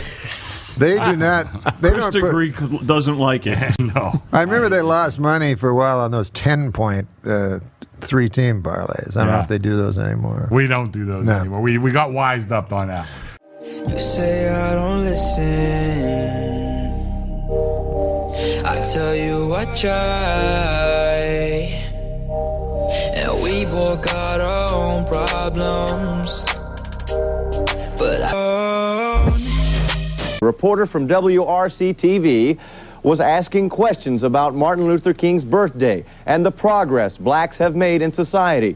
There, CBS sports commentator Jimmy the Greek Snyder gave his impressions of blacks in coaching in the National Football League.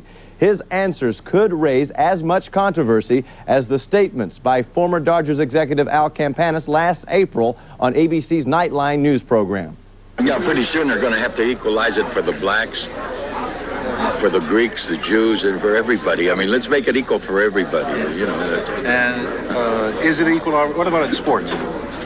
Well, they've got everything. If they take over coaching like everybody wants them to, there's not going to be anything left for the white people. I mean, all the players are black. I mean, the only thing that the whites control is the coaching jobs. Now, I'm not being derogatory about it, but that's all that's left for them. The black talent is beautiful. It's great. It's out there. So the only thing left for the whites is a couple coaching jobs. Yeah, maybe we need to get more black coaches, don't you? Oh, it's all right with me. Okay, well, I'm sure that they'll take over that pretty soon, too. I had a look at your Twitter feed. First of all, what do you like about Twitter? Because you're pretty good on it. I like Twitter because you can just think of stupid things and then immediately force them on people. What was? I didn't know you could do a bunch of stupid things. I did because Twitter came out, I guess, a long time ago, and I thought it was people like celebrities going, "Hey, I'm eating an egg over at this restaurant, an egg restaurant or something." That's what I thought it was about. So I said, well, that seems stupid. But then my buddy was telling me, no, you can just write stupid jokes. And so I do that. And then the fun part is you read the comments and everyone hates you. Well, what was the line you had about Gaddafi? Gaddafi was the poisonous tyrant Muammar Gaddafi, the psychopath, is missing. Geez, I hope he's all right. Sometimes people get mad at me for a tweet. It's bizarre. And sometimes it's like a real, benign one. You know, that's when they're usually most mad. And I remember one time, I just had watched Soylent Green, you know? Yeah. So I tweeted, I didn't know Soylent Green was people. Like, I've watched that movie 10 times. And a guy just told me Soylent Green was people, you know? And people got so mad, everybody's typing, they're like, what are you, an idiot? Of course it's Soylent Green is people, you know? Here's another tweet. You said, I'm going to die one day. That's what really kills me. And that's a good tweet. That was one of yours. I like that one. Academy Awards were on, so I said, oh, fuck, I'll just watch the Academy Awards and I'll tweet all the time, all the way through the Academy Awards.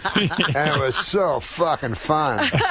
You liked it. Oh, my God. You got hooked. Were you vicious to the people up there? Did you find the Academy Awards boring? They were the worst fucking Academy Awards ever. Ever, right? Yeah. And did you write that? Were you honest with the people? A couple of times, I had a couple of ones that were maybe mean. Like I said, I think I said, by the time this is starting to drag, by the time the dead guy montage fucking shows up, Kirk Douglas will be in it. What was the line you had about Gaddafi? Gaddafi was the poisonous tyrant Muammar Gaddafi, the psychopath, is missing. Geez, I hope he's all right. Sometimes people get mad at me for a tweet. It's bizarre.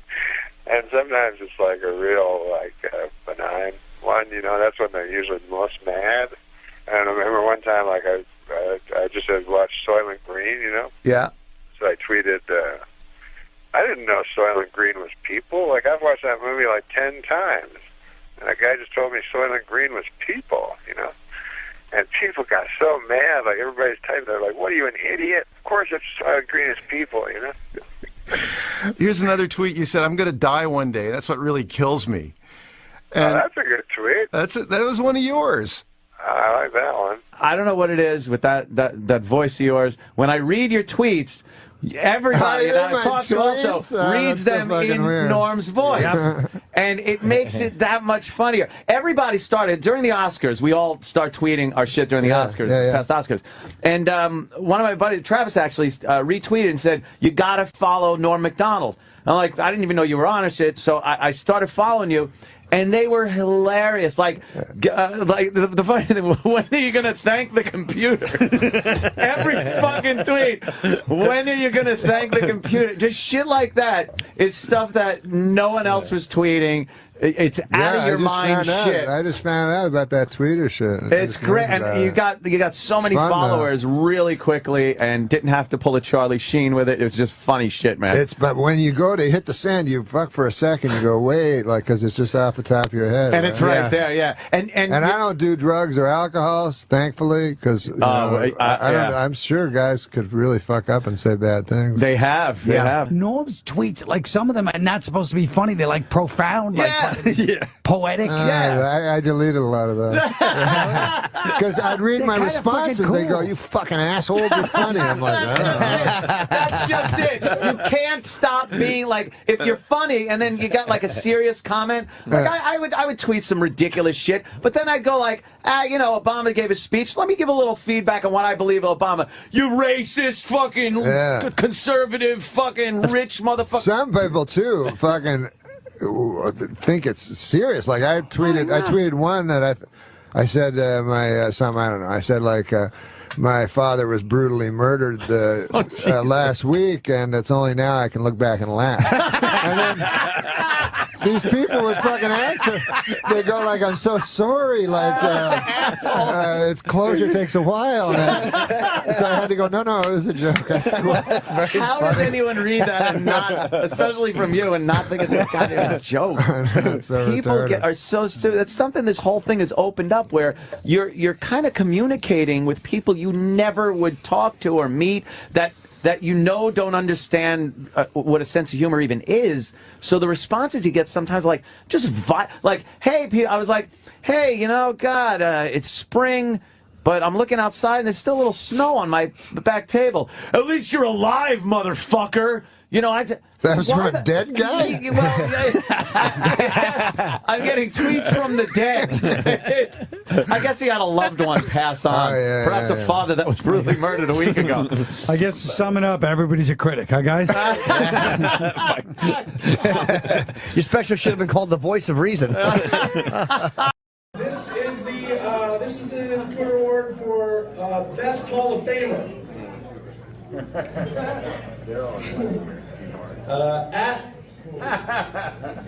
Going real well. At Albert Brooks. I installed the stripper pole outside my house. Haven't caught one yet. Steve Martin, go. OMG, President Lincoln has been shot. Wait, whoa, my internet connection is so low. At Alec Baldwin, how many freaking times I gotta say it? 27, she's 27, jeez. That's your girlfriend? At Ali Yankovic, breaking news, Netflix splits off into a third company called Vernster, where you can rent nothing but Ernest P. Worrell movies for $5 a month. And at NORM MACDONALD, rest in peace, Amy Winehouse. We lost a true heroin addict today.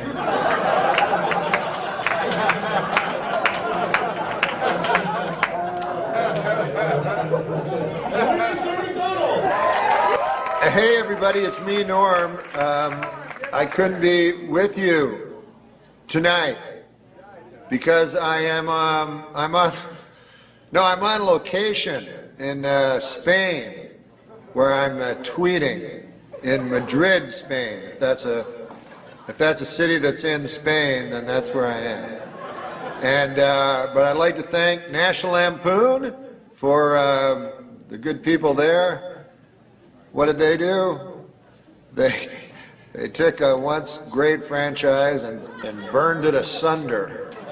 So I'd like to thank them, and I'd like to thank everyone that helped me win this award, except there aren't any, because it was just me and a computer. I would like to thank the computer. What else? Let me think. It's pretty cool, you know, how far technology has come. Like you people are probably saying right now, hey, look, Norm has hired an entire film crew in Spain, and now he has filmed himself at great expense and has sent the reels over to the United States, and now, but no, you could not be wronger. I am doing this on a telephone. What make you of that? I know, you're saying, hey, Norm, that cannot be right. A telephone is used for telephoning. People take a telephone and they telephone other people and they say, what time is it there? Where you are with your telephone, because it's not the same time here. But that is just the sort of Philistine pig ignorance I've come to expect of you animals. The fact is, welcome to the future. That's all I can say. Welcome to the future. And I myself love Twitter. I follow everybody, you know. I follow Shelby Firo, who has her amusing, is angst a word? I've heard that word before. And I direct messaged her once. That's a true story. And she direct messaged me back. And it was either her or Chris Hansen. Who knows nowadays? But you can find anybody on Twitter. And I enjoy Eddie Pepitone and his tweets, which look to me to be the longest suicide note in history. But thank you for the award. And God damn, I'm telegenic. I was at a party with a friend, and so I noticed you first, and you returned my gaze, knew how to quench my thirst. You took me to that room like a dream come true. The dance you performed was just for me and you. Kisses on the neck, then you work your way down. Let yourself go for me all around town. Seductively stood before me.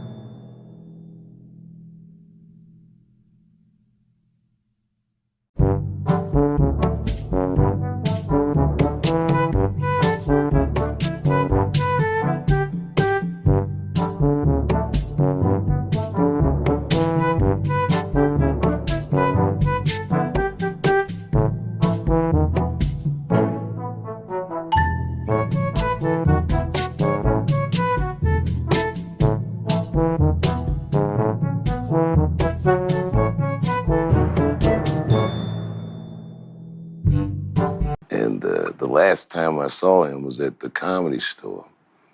And he was uncharacteristically emotional. Yeah.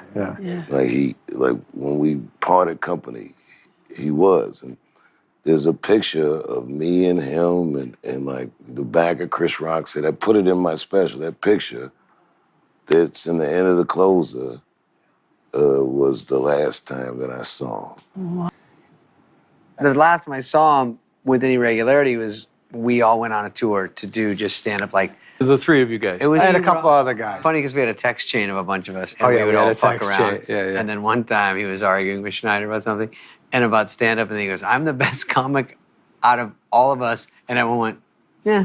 I saw him at the SNL 40th, and I didn't know he had cancer or anything, but I remember as soon as he saw me, he was like, "I love you, Molly." Just he blurted out right away. Yeah. And I think I was like, oh, I just had a sense of like, I could feel that he had this kind of urgency to say exactly what was on his mind in the moment. Right. Because maybe he'll never have that moment again. Sometimes he'd be late in the morning because we're all taking off, and I would just go, "Hey, no, man, we got to get to this place," and he'd give me a look, and then after he passed away, then I realized he was giving me a look like, "What the fuck do you want from me? I'm going through some shit, man." But he'd be like, "Yeah, all right, you know."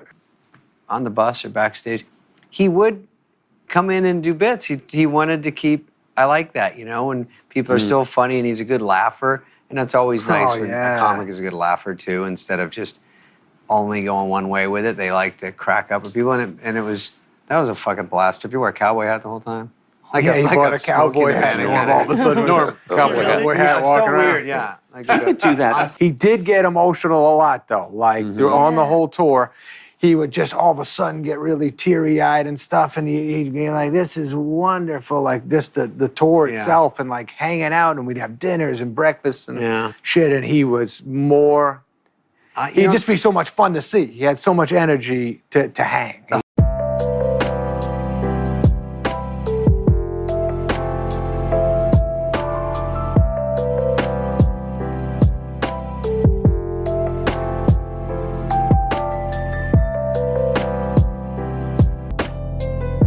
Do you remember the last time that you had seen him?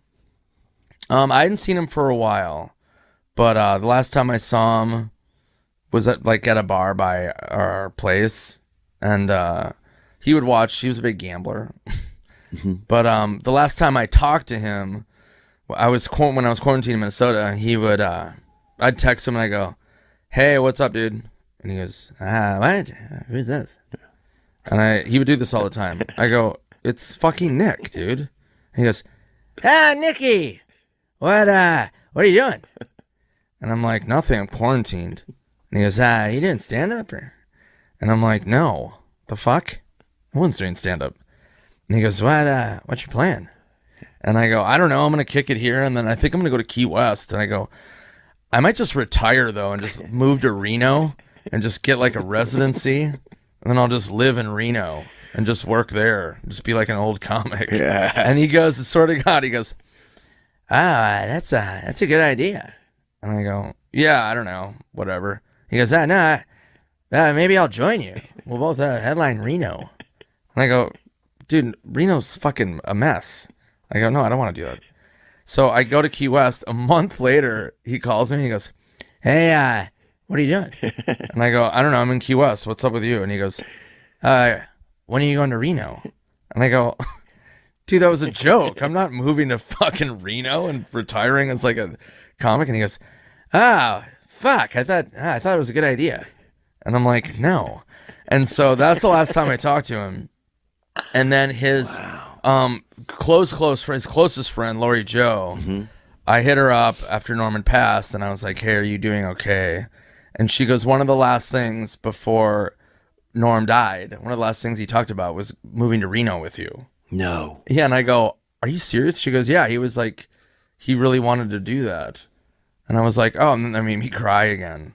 And yeah, it was just, that was Norm. It was awful. Damn.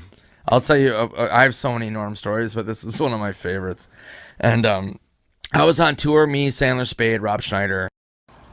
Hey, Twitter world, this is yours truly. Now, coming soon to Twitter, you'll get to read all my thoughts and opinions on just about everything. Now, there's a lot of fake OJ accounts out there, so this one, at the real OJ32, is the only official one. So this should be a lot of fun. I got a little getting even to do. So God bless. Take care.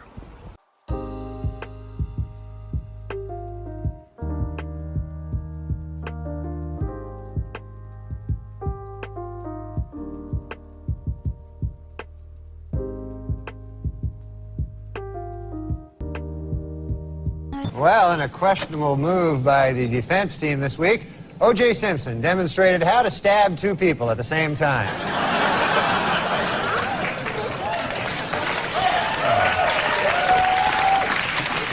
In a brilliant move during closing arguments, Simpson attorney Johnny Cochran put on the knit cap prosecutors say O.J. wore the night he committed the murders. Although O.J. may have hurt his case when he suddenly blurted out, "Hey, easy with that. That's my lucky stabbing hat."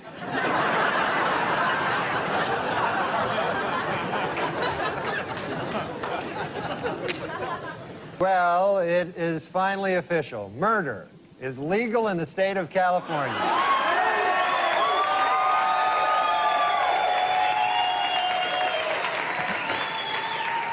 A down-and-out O.J. Simpson, depressed that all of his money-making ideas have failed, has decided to go back to doing what he does best, killing people.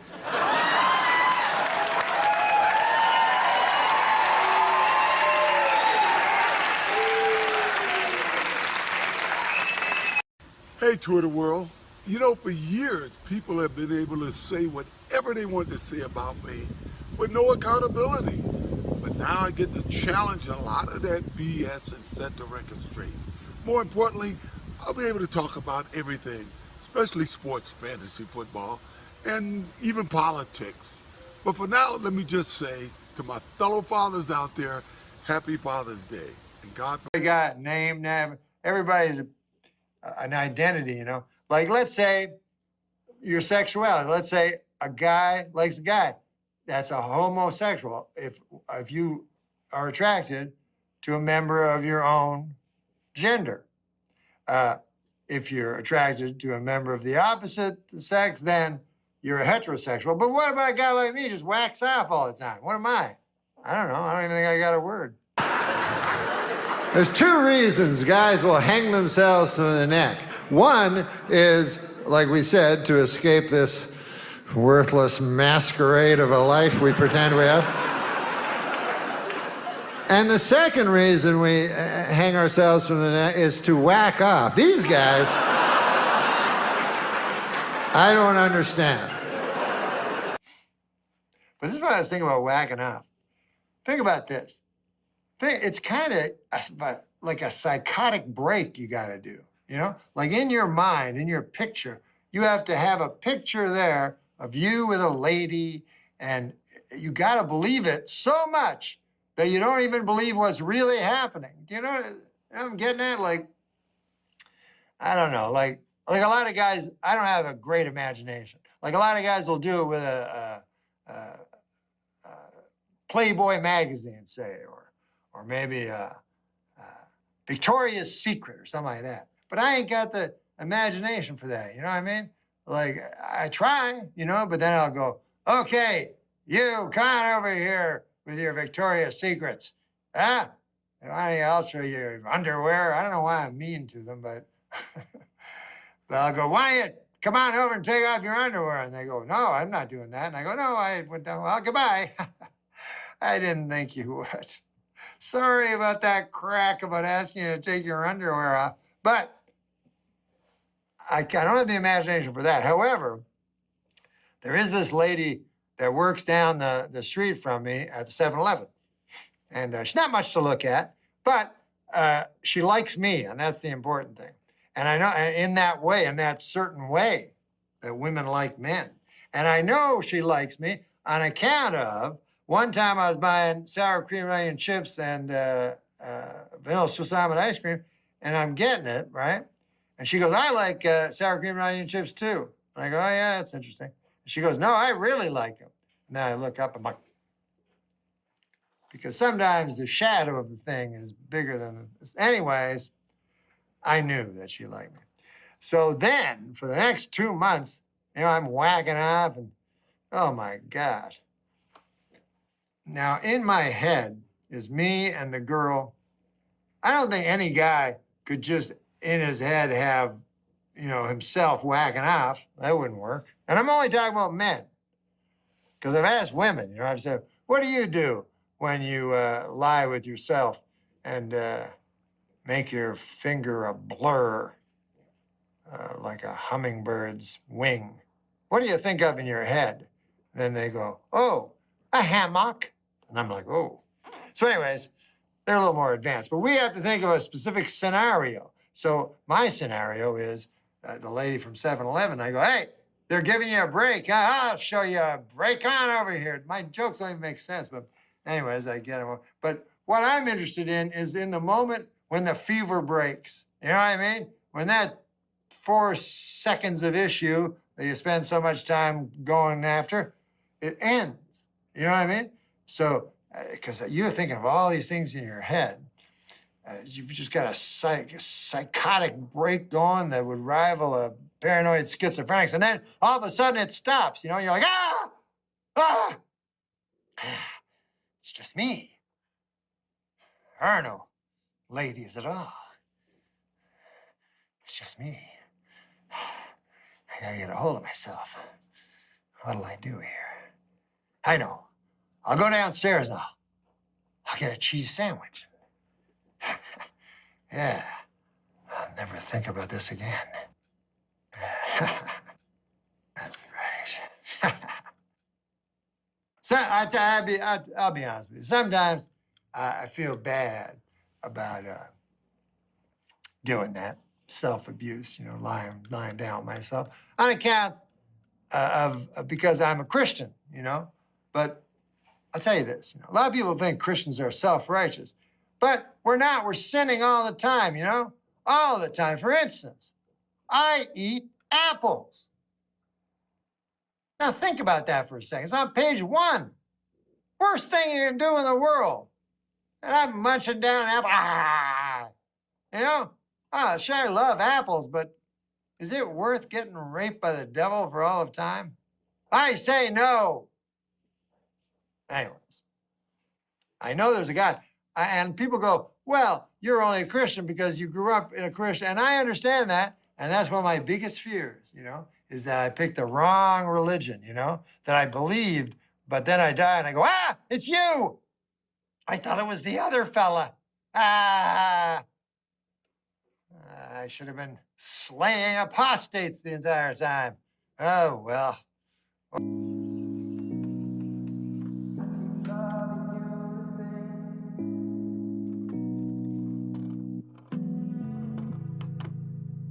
It's been a while, and I still like the way you look at me. I keep loving. I'm bad at whacking off. What?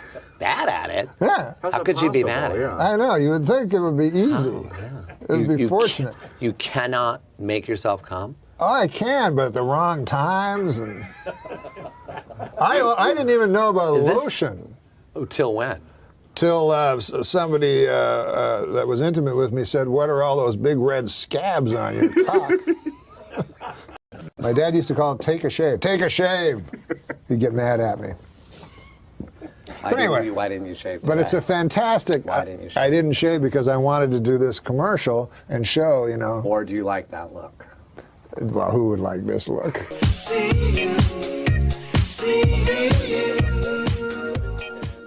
I want you to sign up for Dollar Shave Club by going to dollarshaveclub.com/Norm. You will get high quality razors sent to your door.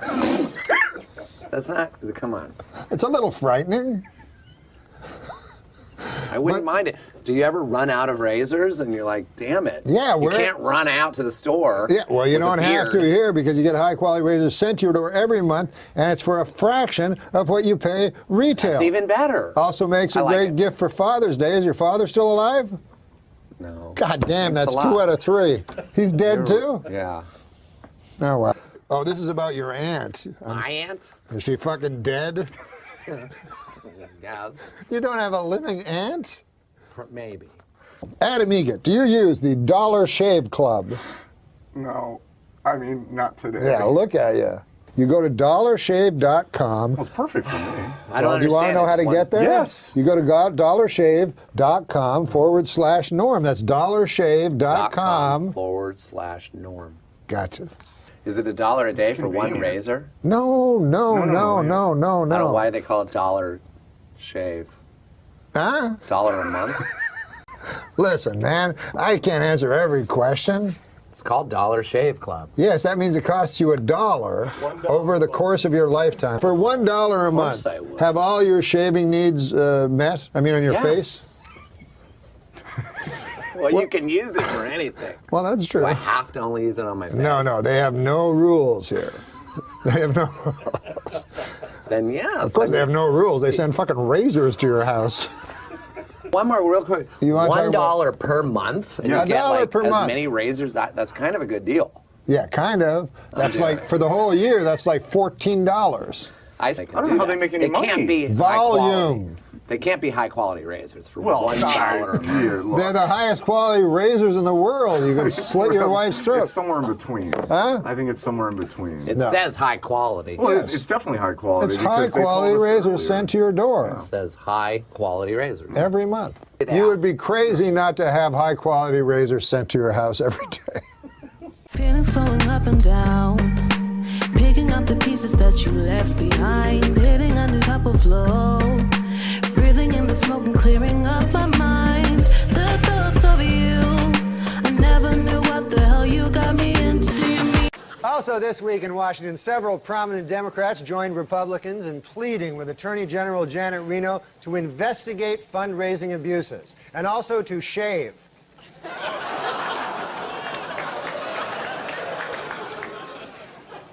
Well, more bad news for ice cream moguls Ben and Jerry in their continuing battle with the Food and Drug Administration. This week, the FDA banned their newest flavor, stuff from Ben's beard.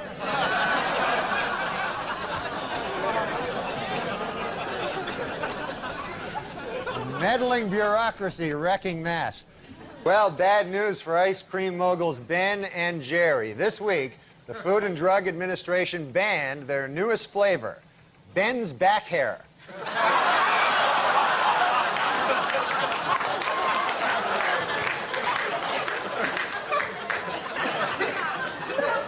ZZ Top saying that every girl's crazy about a sharp-dressed man, but you know what they're not crazy about? Gross long beards. It's funny and true. That one was written for yours. That was no, more no. your cadence right there. No. But you know what they're not crazy about? Gross long beards. A new study found that men with beards are more attractive. This is a study that took place at the University of... Yeah, I'll do it another week. It's such a funny joke. Another week. A new study found that men with beards are more attractive than men without beards. More great work from the University of Bob Seger. So what was the story about The Tonight Show for you, about ruining a chance to get on The Tonight Show? Because you must have done The Tonight Show a bunch. I mean, I feel like I remember seeing you on The Tonight Show. Well, there was the Tonight Show with Johnny Carson, and then there was afterward, you know. Right. But I was living in Canada, and I was kind of at my peak. I'd been doing, I got good at stand-up pretty quick. So I was about 2 years in, and I was really good, you know. And I said, I'll go. Carson had announced he was going to retire in 8 months. So I said, I'm going to go to move to Los Angeles and be the last comedian on The Tonight Show and have him anoint me and call me over to the couch, and it'll be a big deal, you know. And so there was this talent booker for The Tonight Show who had a lot of power. And he had, you know, he was the guy you had to get through as a gatekeeper. So, anyways, but he was, you know, very frustrating to work. So I would do a set, you know, and he would come. First time I did the set, and he came up to me after. He goes, "I didn't like you, but I was really drunk." Jesus so I'm Christ. like, "Jeez, man." So I'm all right. Well, can I do it again? He's like, "Oh, yeah, of course. I didn't care for him, but." You're probably funny. Everybody says you're funny. But I tell you, I was really hammered. I'm like, all right. So then the next time, I'm sitting there, and I look over. He's necking with a girl. I'm like, Jesus Christ! Like, what the fuck is this guy? So finally, he looks at the stage and sees me after 7 tries, and so then he goes, "You're great, but you're not a Johnny comic. You're a Jay comic." People say these ridiculous things that have no meaning. So I'm like, what? He's like, you're more of a Jay, because Jay was doing Monday night as the guest host at that time, and it had already been revealed that he was going to take over. So he goes, you're a Jay comic, and I go, no, I think I'm a Johnny comic. Like, that's what all my friends tell me. They always say, hey, you're kind of a Johnny comic. He's like, I think you're a Jay comic. I'm like, so I'm in my head, I'm like, there's no fucking, it doesn't mean anything. What are you talking about? I was so angry. And then he says, like, whispers it to me. He goes, and also, Jay is going to take over the show. And I go, that was in the paper. Like, why are you whispering it? Everyone knows this thing.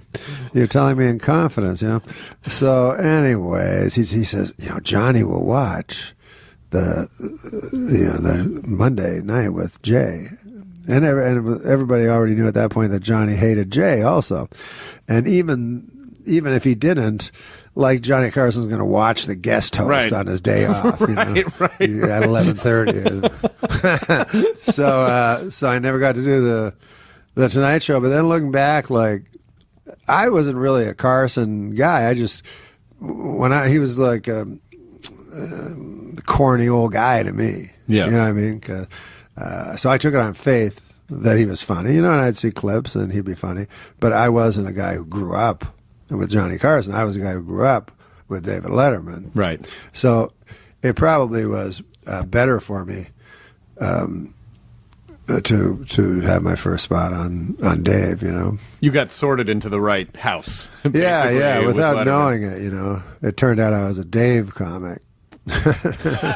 You were neither a Leonard comic nor a... Yeah.